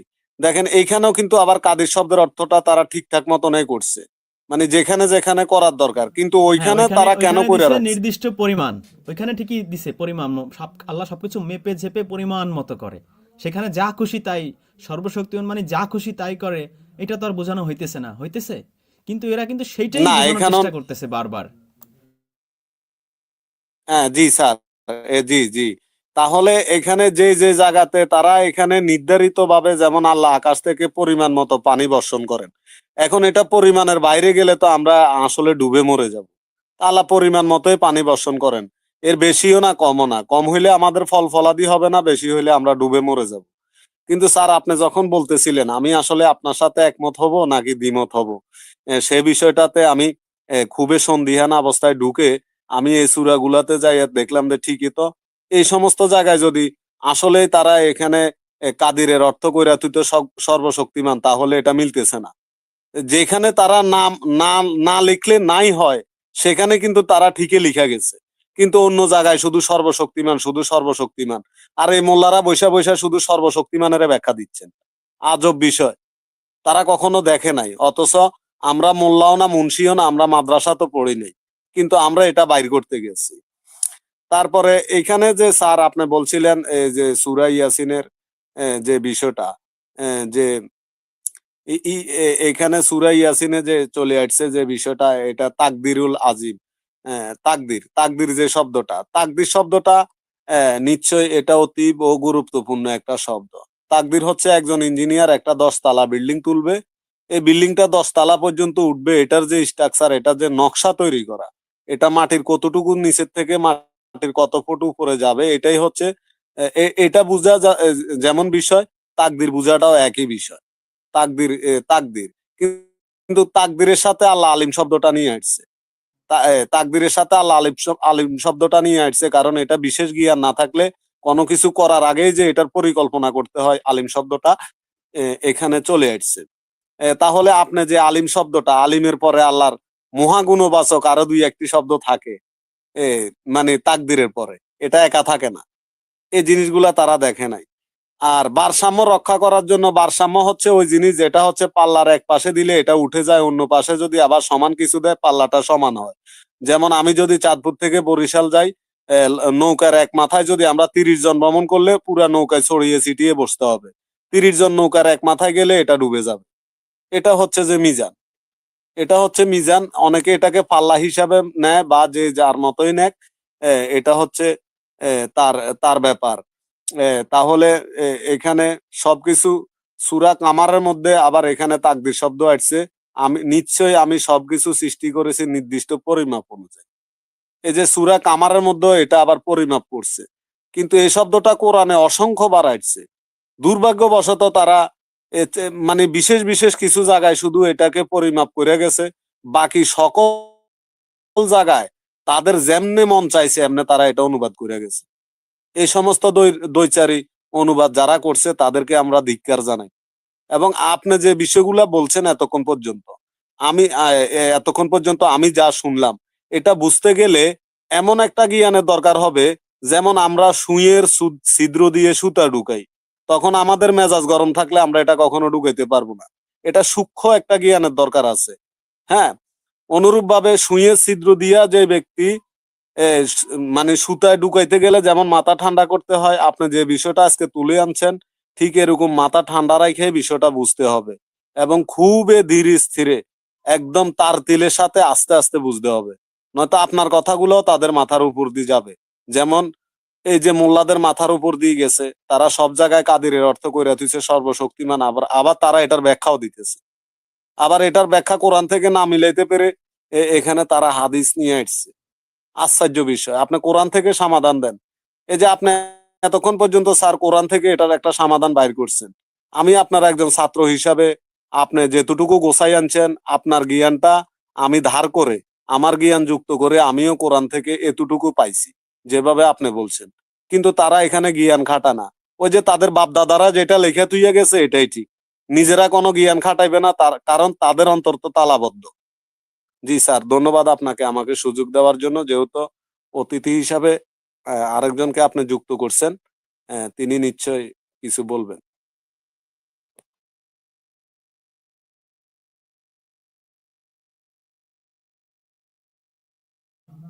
জি জনাব নাসিম, আপনি কিছু বলবেন? আচ্ছা, উনি মনে হয় শুনতে পাচ্ছেন না। সালামুন আলাইকুম। জি সালামুন আলাইকুম, বলুন। স্যার এখন এদের ব্যাপারে কি বলবো, এরা কোরআন পড়ে, কোরআনের সবসময় অপব্যাখ্যা করে। এই যে আমির হামজা, এ তো একজনের দুইবার মুসলিম বানায়, এলো সেই লোক। আর এদের এই মোল্লাদের কথা যারা বিশ্বাস করবে তারা তো পথভ্রষ্ট হবেই, কারণ এরা আছে লাহু আল হাদিস নিয়ে, মানে মানুষের তৈরি হাদিস নিয়ে এরা কোরআনে সব সময় অপব্যাখ্যা করবে। যেমন ওই জাকাত মানে এরা করে দিছে বছরে একবার আপনার মসজিদে টাকা দেওয়া বা মানুষদের টাকা দেওয়া। এই সেজদা মানে এরা করে দিছে আপনার মসজিদে গিয়ে মাথা ঠেকানো। অনেকে তো আবার বলে যে বাসায় নামাজ পড়লে নাকি সেই নামাজটাও হবে না। তো আবার এরা যে কত প্রকারের জালিয়াতি করছে এগুলো তো এতদিন মানে বুঝতে পারিনি, এখন তো না কিছুটা যে বুঝতেছি যে এরা এইভাবে মানুষকে ধোঁকা দেয়। তো এদের থেকে একটা কথাই বলবো, এদের থেকে যাতে সকলেই সাবধান থাকে, আর যাতে সকলেই কোরআন নিয়ে একটু চিন্তা ভাবনা করে, তাহলে আশা করি বুঝতে পারবে। আর বেশি কিছু বলার নেই, যেহেতু নতুন হিসেবে আর কি। জি জনাব নাসিম, আপনাকে অনেক ধন্যবাদ। আমাদের সাথে আছেন আব্দুস সালাম। আব্দুস সালাম, আপনি কিছু বলবেন?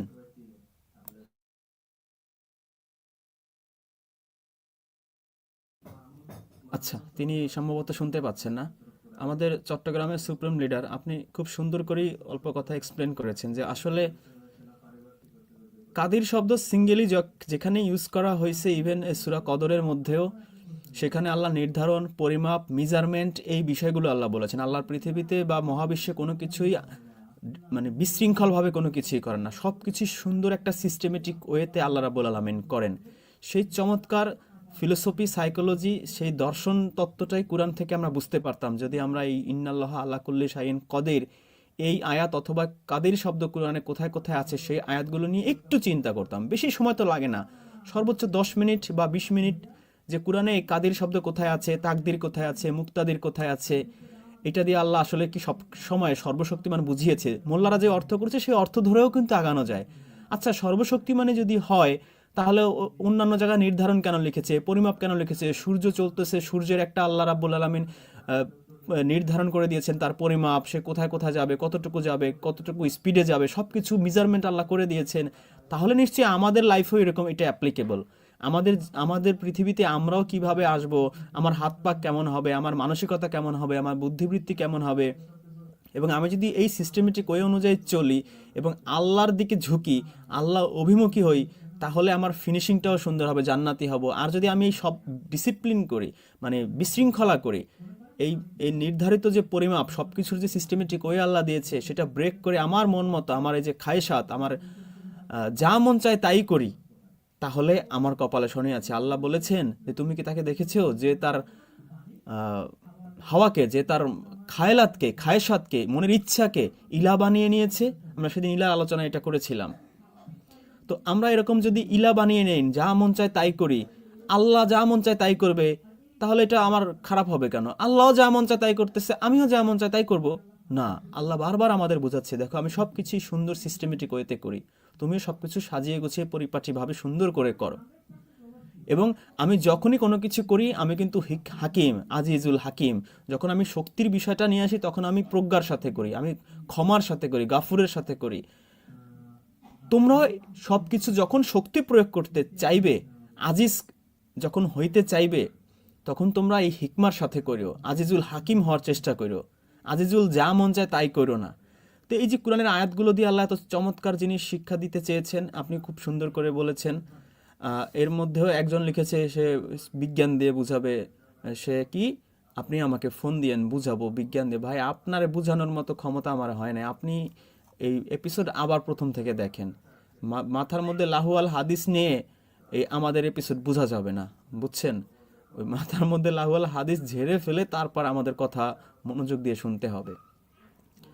আচ্ছা, আমাদের সাথে আছেন মোহাম্মদ শরীফ। মোহাম্মদ শরীফ, আপনি শুনতে পাচ্ছেন? সালামুন আলাইকুম। জি, সালাম আলাইকুম, বলুন। বলতে চাই যে এই যে বলে যে আল্লাহ সর্বশক্তিমান, এরা এর অর্থ বোঝে?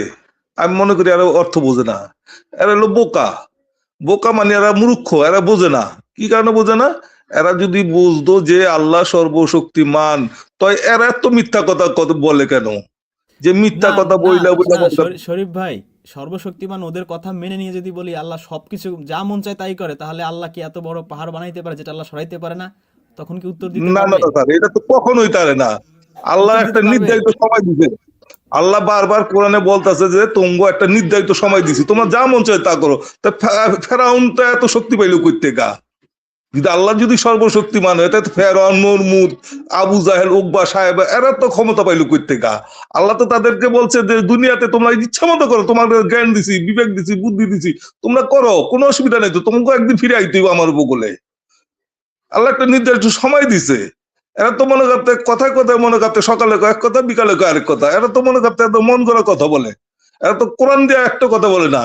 আল্লাহ তো বলছে, তো কোরআনই তো বলছে যে কোরআন হলো প্রজ্ঞা, হেকমা, তোমরা সত্য মিথ্যাকে তোমরা পার্থক্য করো। তো এই যে মনে কর কোরআন তো এক জায়গায় তো কোরআনে বলে নাই যে আল্লাহ সর্বশক্তিমান। আল্লাহ বলছে হলো কি আজিজুল হাকিম, আল্লাহ মহাজ্ঞানী, আল্লাহ প্রজ্ঞা, আল্লাহ মনে করতে গা অনেক 110টা আছে আল্লাহর নাম। 1100 কতবার আইছে আল্লাহ আল্লাহর নাম এই কোরআনের ভিতরে। তারা তো কোরআন নিয়ে গবেষণা করে না, তারা লাহুয়াল হাদিস দিয়ে গবেষণা করে। যদি কোরআন নিয়ে যদি গবেষণা করতো তা আজকে মনে করতে আল্লাহ সর্বশক্তিমান বলতো না। তার সর্বশক্তিমান যদি আল্লাহ যদি হয়ে থাকে, তো মানুষ মানুষের উপরে জুলুম করে কেমনে? তা আল্লাহ তো এটা তো ওই কথা না। আল্লাহ দিছে একটা নির্দিষ্ট সময় দিছে, তোমার খেয়াল খুশি মতো তুমি চলো, তোমার তো বিচার হবে। তোমার বাপের বোঝা কেউ বইবো না, তোমার ইয়ের বোঝা কেউ বইবো না, যার যার বোঝা হ্যাঁ বহন করবো। আল্লাহ কথা বললো কেন? আল্লাহ তো বইলেই দিছে, একবারে বলেছে তোমারে ছাইটা দিছি, তুমি তোমার মন মতো তুমি চলো, তোমার হিসাব কিতাব তুমিই দিবা, যার যার হিসাব হ্যাঁ দিব। এই মোল্লা মৌলবীরা আল্লাহ সর্বশক্তিমান, আল্লাহ বড়, আল্লাহ বড়। আল্লাহ যদি এত বড় যদি হয়ে থাকে তো ছোট কেনা? এদের কথায় মনে করতে গিয়ে ই করে আল্লাহু আকবার, আল্লাহ বড়। আল্লাহ যদি বড় হয়ে থাকে তো আল্লাহ ছোট আছে? এরা এমনটা মনে করতে গেলে এই মিথ্যা কথা বইলা বইলা মানুষের যত মনে করতে গেলেও ভেড়ার শরীফ বর্গির ভাই, পালের মতো। জি আল্লাহ যা মন চায় তাই করে, তাহলে আল্লাহ এই ফিলিস্তিনের বাচ্চারা মরতেছে আল্লাহ ঠেকায় না কেন বলেন তো? এটা তো তাদের মন গড়া কথা। যদি আল্লাহ যদি মনে করতে, কি কম স্যার মনে করতে গেল, তা এত যুদ্ধ হয় কেন? যুদ্ধ তো মনে করতে বাংলাদেশের ভিতরে মনে করতে তো কত কিছু হইতে আছে। এই চরমনাই পিসাব বলে এক কথা, আহমদুল্লাহ সাহেব কথা কয় এক কথা, এক একজন এক কথা কয় কেন? তার তো তাদের মন করা কথা বলে। তা তো আল্লাহর কোরআনের কথা বলে না তো, আল্লাহর বিধিবিধানের কথা বলে না তো, তাদের বিধিবিধানের কথা বলে, মানুষের বিধিবিধানের কথা বলে। জি, স্যার ওই যে সূর্যের ব্যাপারে যে বলছে জালিকাল তাকদিরু আজিজুল আলিম, এখানে যে শব্দটা আল্লাহ প্রয়োগ করছে, এখন এখানে যদি আমরা এটা শক্তি বুঝি, হ্যাঁ, শক্তি বুঝলে কি আল্লাহ এখানে আসলে শক্তি বুঝাইছে? এই সূর্য পৃথিবী থেকে কতটুকু দূরে গেলে আমরা শীত অনুভব করব, কতটুকু কাছে আসলে আমরা গরম অনুভব করব, এটা তো আমাদেরকে আল্লাহ সূর্যকে নির্ধারণ করে দিছে এবং তার জন্য কক্ষপথ নির্ধারিত করছে। যদি এখন আমরা যে শীত অনুভব করি এটা যদি আরো কয়েক লক্ষ মাইল দূরে চলে যায়, তাহলে আমরা সব একসাথে মইরা সাফ হয়ে যাবো।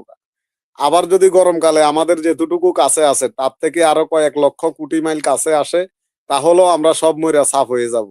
তাহলে এটার জন্য একটা তাকদির, এই যে আল্লাহ কাদির, আলিম, এই যে তিনি জ্ঞান দ্বারা যে এটার একটা কক্ষপথ নির্ধারণ করে দিছে, এটা আমাদের জন্য শোভনীয়।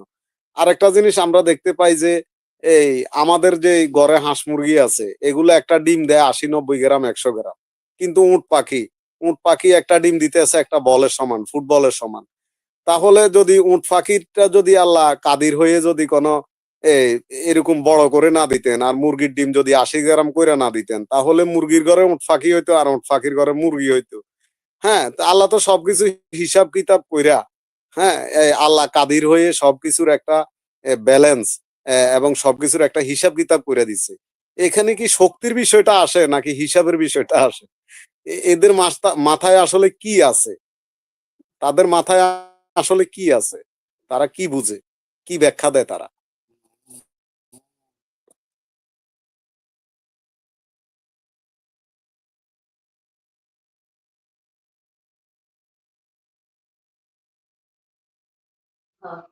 সালামুন আলাইকুম স্যার।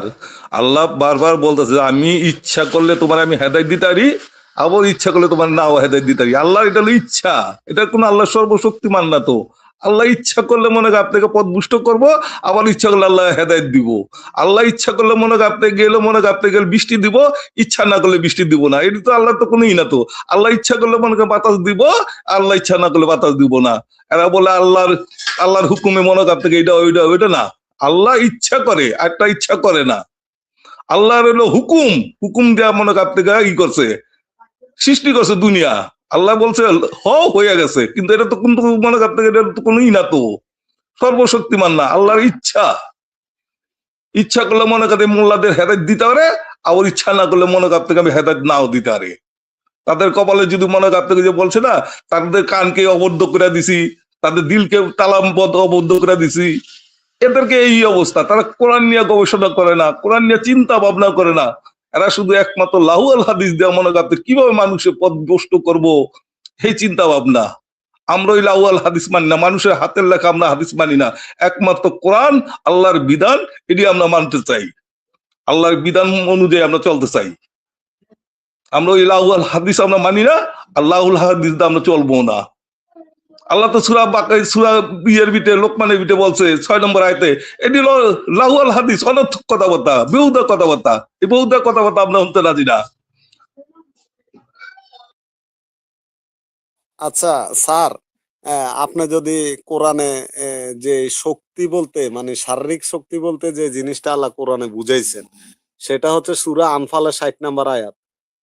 এখানে এখানে শারীরিক শক্তির জন্য কি আসলে কাদির শব্দ ব্যবহার করছে নাকি অন্য শব্দ ব্যবহার করছে? ওইখানে একটা গোলতা ব্যবহার করছে, কিন্তু অন্য জায়গার মধ্যে রা ব্যবহার করছে। তাহলে শারীরিক শক্তির জন্য তো আলাদা ৩টা শব্দ আছে, আর কাদির শব্দের জন্য আলাদা ৩টা শব্দ আছে, যেটা এখন দেখা যাচ্ছে।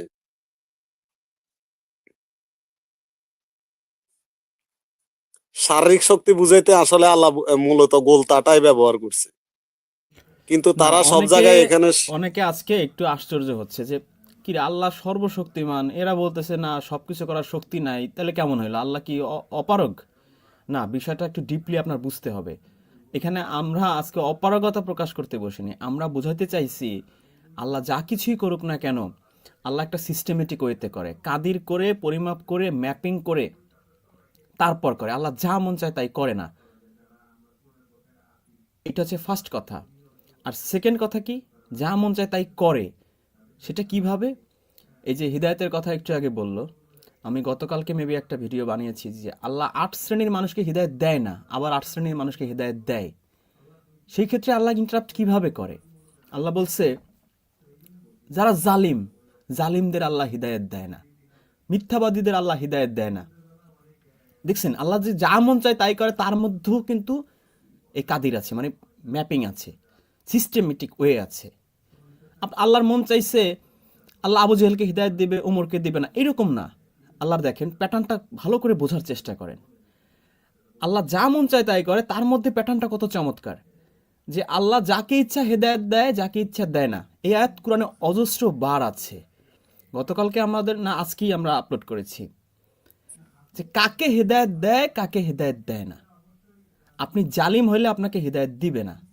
আবার অন্যদিকে বলছে, যেমন সূরা জুমারের 18 আয়াতে, যারা মনোযোগ সহকারে কথা শুনে তার মধ্যে যা উত্তম তা মেনে চলে, তারাই হেদায়েত প্রাপ্ত। মানে আপনার হেদায়েত পেতে গেলে আপনার এগিয়ে আসতে হবে। তাহলে আপনি যদি মনোযোগ আবার যেমন সূরা বাকারা প্রথম দিকে আল্লাহ বলেছেন হুদাল্লিল মুত্তাকিন, আপনি মুত্তাকি হইলে আবার আল্লাহ আপনাকে হেদায়েত দেবে। আবার আপনি যদি ফাসিক হন, আপনি মিথ্যাবাদী হন, আপনি অবিশ্বাসী হন, আপনি জালিম হন, দিবে না। তাহলে আল্লাহ যা মন চায় তাই করে, এটা এখানেও কিন্তু খাটতেছে না। যাকে ইচ্ছা হেদায়েত দেয় শুনে আপনি যেমন ভাবতেছেন দূর আল্লাহর যা মন চায় একখান চাবি মাইরা দিছে ছাইরা, এটা যেমন সত্য, ঠিক তেমনি আল্লাহর সমস্ত ইন্টারাপ্টের পেছনের যে হিকমতটা, সেটাও আপনার ব্রেনে ঢুকাইতে হবে। যে আপনার আজকে শহীদুল ইসলাম স্যারের ভাল লাগছে, তাকে হিদায়ত দিল, শরীফ স্যারের আল্লাহর পছন্দ হয় না, দিল না, বিষয়টা মোটেই তা না। আল্লাহ শহীদুল ইসলাম স্যারকে হিদায়ত দিবে যদি তার মধ্যে এই কোয়ালিটিগুলো আস্তে আস্তে বিল্ড আপ করে। আবার শরীফ সাহেবকে হিদায়ত দিবে না যদি তার মধ্যে এই কোয়ালিটিগুলো না থাকে, বরং সে উল্টা কাজ করে, দিবে না। তার মানে আল্লাহর যে ইচ্ছা, যা ইচ্ছা তাই, তার মধ্যে কত সুন্দর হিকমা, আপনি খেয়াল করছেন? তো আপনারা কখনোই ভাববেন না যে আল্লাহ সর্বশক্তিমান, আমরা এই কথাটাই উইথড্র করছি। আমরা জাস্ট এই সর্বশক্তিমান এই কথাটাকে আমরা কুরআনের আলোকে আপনাদের বোঝানোর চেষ্টা করছি যে আল্লাহর এই শক্তির ইমপ্লিমেন্টেশনটা আল্লাহ কি চমৎকারভাবে করে, এই যে প্রসেসের মাধ্যমে করে। আল্লাহ রাব্বুল আলামিন ডাইরেক্ট কি পারতো না, যে খেজুর গাছ থেকে টপ টপ করে খেজুর পড়তার মরিয়ম হাকর তার মরিয়মের মুখের মধ্যে ঢুকে যাইতো না। আল্লাহ মরিয়মকে বলছে তুমি হাত দিয়ে ঝাঁকি দাও, মানে আপনার কাজ করতে হবে। ফেরাউন এই মুসা নবীকে বলছে তুমি লাঠি দিয়ে ওই পানিতে আঘাত করো, আঘাত করছে, তারপর রাস্তা হইছে। দেখছেন প্যাটার্নটা খেয়াল করেন, মানে বান্দার এগিয়ে আসতে হবে। মুসা নবীর একটু করেছে, লাঠি দিয়ে বাড়ি মেরেছে, তারপর রাস্তা হইছে। মরিয়ম হাত দিয়ে ঝাঁকি দিয়েছে, তারপর খেজুর পড়েছে। আপনাকে এগিয়ে আসতে হবে। আপনি এগিয়ে আসলে তারপর আল্লাহ আপনাকে হিদায়ত দিবে। আপনি এগিয়ে আসবেন না, আল্লাহ যা মন চায় তাই, যারা যারা চেহারা সুন্দর, যাকে যাকে ভালো লাগবে তাকে হিদায়ত দিবে, যাকে যাকে ভালো লাগবে না, এই কনসেপ্ট যদি আপনার মাথায় থাকে, আপনি ভাই খবর আছে আপনার, আপনি বিপদে পড়বেন, আপনি জীবনেও হেদায়ত পাবেন না। হেদায়ত কাকে দেয় তাই তো আপনি বুঝবেন না। পুরো আল্লাহ রাব্বুল আলামিন সম্পর্কে পুরো কনসেপ্টটাই উল্টা হবে। আল্লাহ যা বুঝাইছে, মোল্লারা আমাদের যেভাবে শিখাইছে, এটা যদি এখনো মাথায় থাকতো আমরা তো ধ্বংস হয়ে যাইতাম। আল্লাহ তো এগুলো বুঝায় নাই। তারপরে যে কয়েকটা আয়াত নিয়ে যে আমরা ভাববো, সেই পথও এরা বন্ধ করে দিচ্ছে। ওইখানে একটা আয়াত বলেই 10-15টা হাদিস মেরে দেয়, তখন আমরা ভাবি ও আচ্ছা ওই তাফসিরে এইভাবেই করা হয়েছে, তার মানে এইটার অর্থ মানে এই। আমাদের যে কুরআন নিয়ে চিন্তা ভাবনা গবেষণার পথটা পর্যন্ত তারা রুদ্ধ করে দিছে।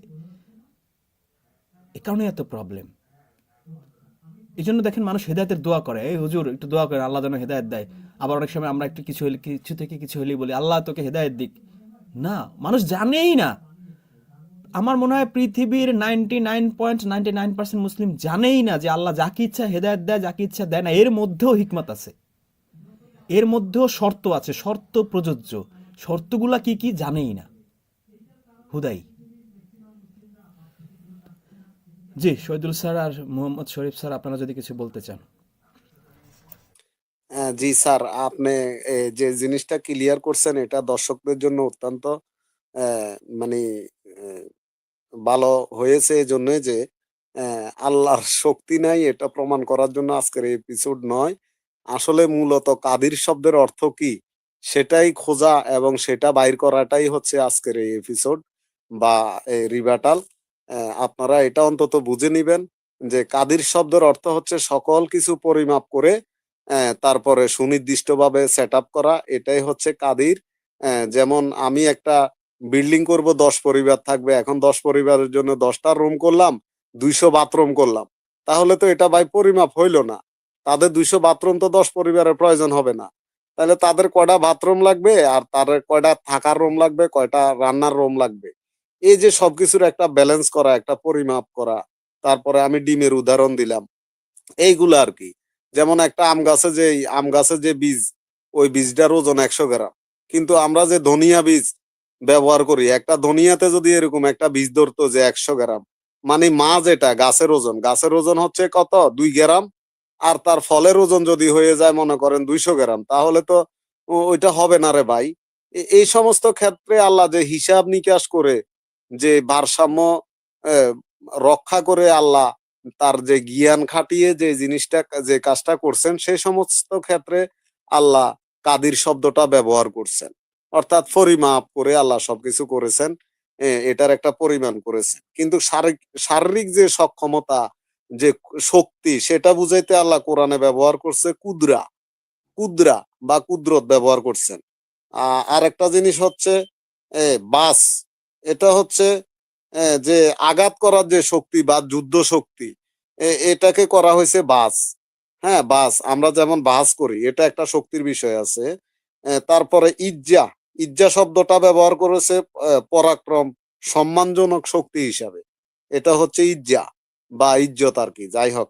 এখন তারপরে এই আরেকটা শক্তি আছে কর্তৃত্ব বা বৈধ ক্ষমতা, প্রভাব বা কর্তৃত্বপূর্ণ শক্তি, ওইটাকে আল্লাহ ব্যবহার করছে সুলতান। ওইখানে আরেকটা শক্তি, ওইটা সুলতান। কিন্তু এটার মধ্যে আমরা কুদরত পাচ্ছি না। তারপরে একটা হচ্ছে শাহিদ, এটা হচ্ছে তীব্র, প্রবল বা কঠোর শক্তি। মানে আল্লাহ যখন কঠোর শক্তি কারো উপরে প্রয়োগ করেন, সেটার নাম বলছে শাহিন কদির, সেটা বলতে চাচ্ছেন। আচ্ছা, আমার একটা পয়েন্ট ভালো মনে পড়ছে, এক ভাইকে ধন্যবাদ আমার এটা আনার জন্য, এমডি সালাম, আপনাকে ধন্যবাদ। এই একটা জিনিস দেখেন, আল্লাহর এই যে কাদিরের মধ্যে প্রজ্ঞাটা দেখেন।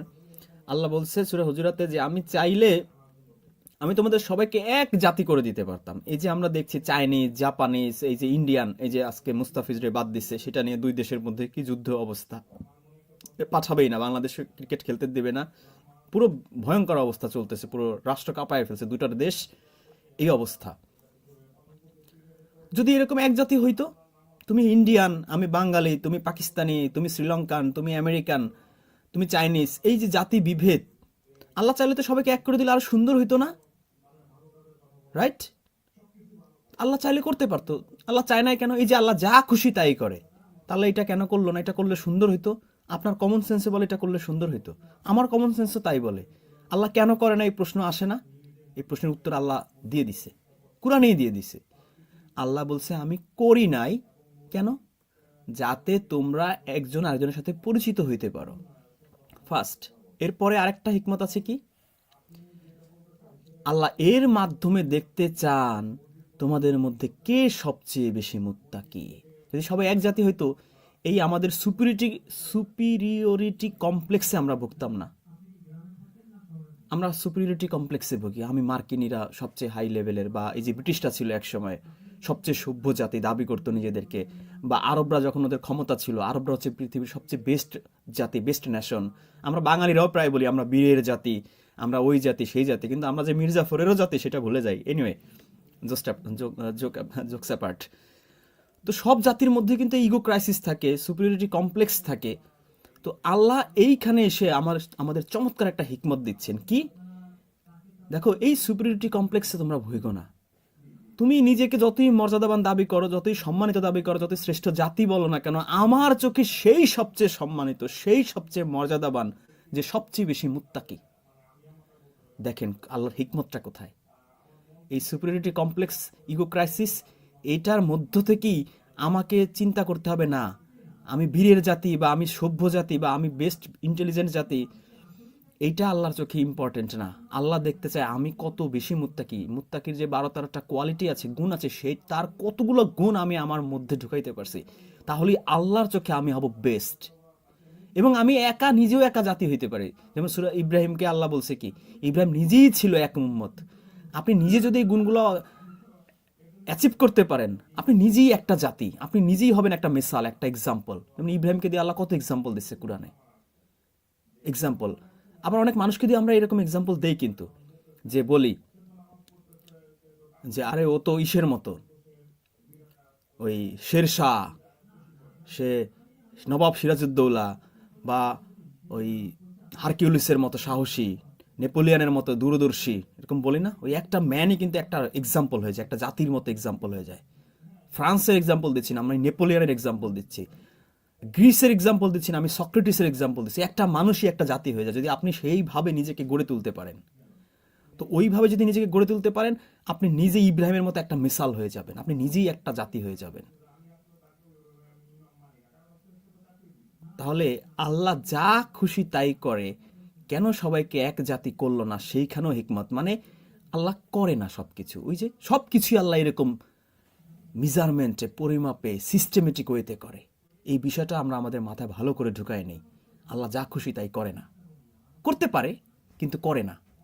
যদি করতো যা খুশি তাই, তাহলে এই পুরো পৃথিবী ধ্বংস হয়ে যেত, কোনো জায়গায় কোনো সিস্টেম থাকতো না, এবং আমি নিজেও ফেড আপ হয়ে যেতাম। আল্লাহর যা ইচ্ছা তাই করছে। আল্লাহর যদি ইচ্ছা না হয় যে আমাকে জান্নাতে নেবে না, তাহলে আমার করার কেস, আমি এত কষ্ট করে লাভ কি? আল্লাহ যদি ইচ্ছা না হয় আমাকে হেদায়েত দেবে না, তাহলে আমি এত কষ্ট করে আবার লাভ কি? আমার তো, আমি হেদায়েত ছাড়াই আমি মরে গেলাম, আমি তো জাহান্নামে। ধুত, এরকম হয় কিন্তু আমাদের। আল্লাহ বলছে না, তোমার ইচ্ছার উপর ডিপেন্ড করতেছে। তুমি কি আল্লাহ অভিমুখী হইতে চাও? তুমি কি জালিমপনা ছেড়ে দিতে চাও? তুমি কি মিথ্যা ছেড়ে দিতে চাও? তুমি কি আমার দিকে আগাইতে চাও? তুমি কি মানুষের সেবা করতে চাও? তুমি কি ফাসিকি কাজ ছেড়ে দিতে চাও? তুমি কি শেষ রাতে আমার কাছে ক্ষমা চাইতে চাও? তুমি কি চাও বান্দা? তুমি যেইভাবে চাইবা সেইভাবে আমি তোমার দিকে অ্যাপ্রোচ করব। আমার কাছে ছেড়ে দিছে। আল্লাহ নিজে স্বৈরাচার হয় নাই। এটা আমার জন্য কত বিরাট পাওয়া, সবার জন্য পাওয়া। আল্লাহ যদি এরকম স্বৈরাচার হইতো, যা মন চায় তাই করতো, আমরা তো শেষ ভাই। তখন বলতাম যে আমাকে রিজন মাহমুদ না বানায়, আমাকে মোহাম্মদ বানাইলে সমস্যা কি ছিল? মোহাম্মদকে নবী বানাইছে, আমাকে নবী বানাই দিত, আমি তো জান্নাতে চলে যেতাম। আল্লাহ আমাকে বানায় নাই, আমি যাই না, এটা কি আমার দোষ নাকি? আল্লাহর দোষ। সবসময় আমরা আল্লাহর উপর দোষারোপ চাপায় দিতাম, তাই না?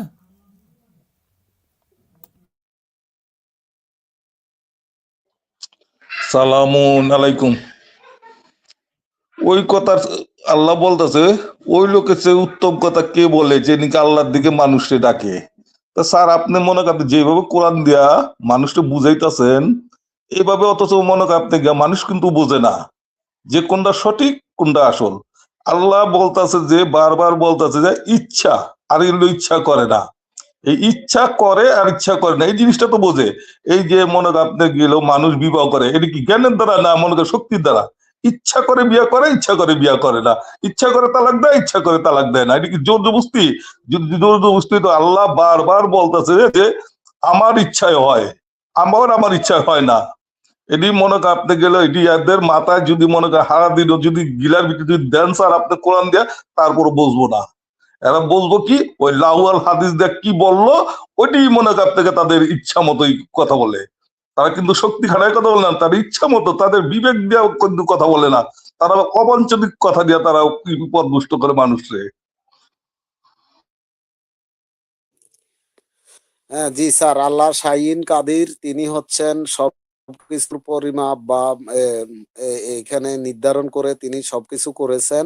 সবাই যদি শিক্ষক হয় তাহলে ছাত্র হবে কে? সবাই যদি ইঞ্জিনিয়ার হয় তাহলে শ্রমিক হবে কে? বাড়ি বানাবে কে? এই জন্য আল্লাহ সবকিছুর ক্ষেত্রে আল্লাহ হচ্ছেন কাদির। তিনি কতজন শ্রমিক দরকার, কতজন ইঞ্জিনিয়ার দরকার, এইভাবে বানিয়ে থাকেন। এবং তিনি কত মন খাদ্যের দরকার আর কত মন কৃষকের দরকার। এবং কৃষকরা খাদ্য উৎপাদন করলে চলবে না, বাজার থেকে এটা কিনে খাওয়ার লোক থাকতে হবে। তাহলে কৃষকের যে শ্রম আছে সেটা সার্থক হবে। এভাবে আল্লাহ চাইলে সবাইকে এক জাতিভুক্ত করতে পারতেন। আল্লাহ ইচ্ছা করেই এগুলা করেন নাই, এবং এগুলা আমাদের কল্যাণের জন্য, ভারসাম্য রক্ষার জন্যই আল্লাহ জেনে বুঝে আল্লাহ কাদির হয়ে, কাদিরের যে গুণ আছে সেটা প্রয়োগ করে আল্লাহ আমাদের জন্য এইভাবে করে থুয়ে দিছেন, যেটা আমাদের জন্য কল্যাণকর। এবং গভীর অর্থে বুঝতে গেলে আসলে এখানে শক্তির একটা ব্যাপার না, এখানে হচ্ছে কাদিরের ব্যাপার, এটা কৌশলগত দিকের ব্যাপার, যেটা আল্লাহ খুব সুন্দরভাবে সেট আপ করেছেন। পৃথিবী এবং আকাশের মাঝখানে বা যা যা কিছু আছে, পরিবার পরিজন সবকিছুর মাধ্যমে আমরা এভাবে আল্লাহকে কাদির হিসাবে নিব, যিনি পরিমাণ মতো সবকিছু করেন। তবে সর্বশক্তিমান যেহেতু আল্লাহ বুঝায় নাই, আমরা এটা অতিরিক্ত বুঝতে যাব না, অতিরিক্ত বুঝতে যাব না। এবং আল্লাহ সর্বশক্তিমান নয় এটাও আমরা বলতেছি না, আমরা শুধু টু দা পয়েন্টে আল্লাহ যে শাহিন কাদির, কাদির শব্দের অর্থ কি সেটাই আমরা বাহির করার চেষ্টা করছি আজকে। যদি এই বিষয়ে কেউ যদি বুঝে না থাকেন তাহলে আর আমাদের করার কিছু নাই, এটাই হচ্ছে কথা। জি, অনেক সুন্দর করে বলেছেন, ফিনিশিংটা আমার খুবই ভালো লাগলো। যে আমরা সর্বশক্তিমান না এটা বোঝাতে চাই নাই, কিন্তু ওইটার ভিতরে কি হিকমত আল্লাহ প্রয়োগ করেছেন এবং কোন কোন সিস্টেমেটিক ওয়েতে সব কিছু করছেন সেটা আমরা বোঝানোর আপ্রাণ চেষ্টা করেছি। তারপর আল্লাহ রাব্বুল আলামিন আমাদের সবাইকে বোঝার তৌফিক দান করুন। সবাই ভালো থাকবেন। আমি কমেন্টের রিপ্লাইগুলো দিতে পারলাম না, অনেক রাত হয়ে গেছে। ভালো থাকবেন সবাই। সালামুন আলাইকুম।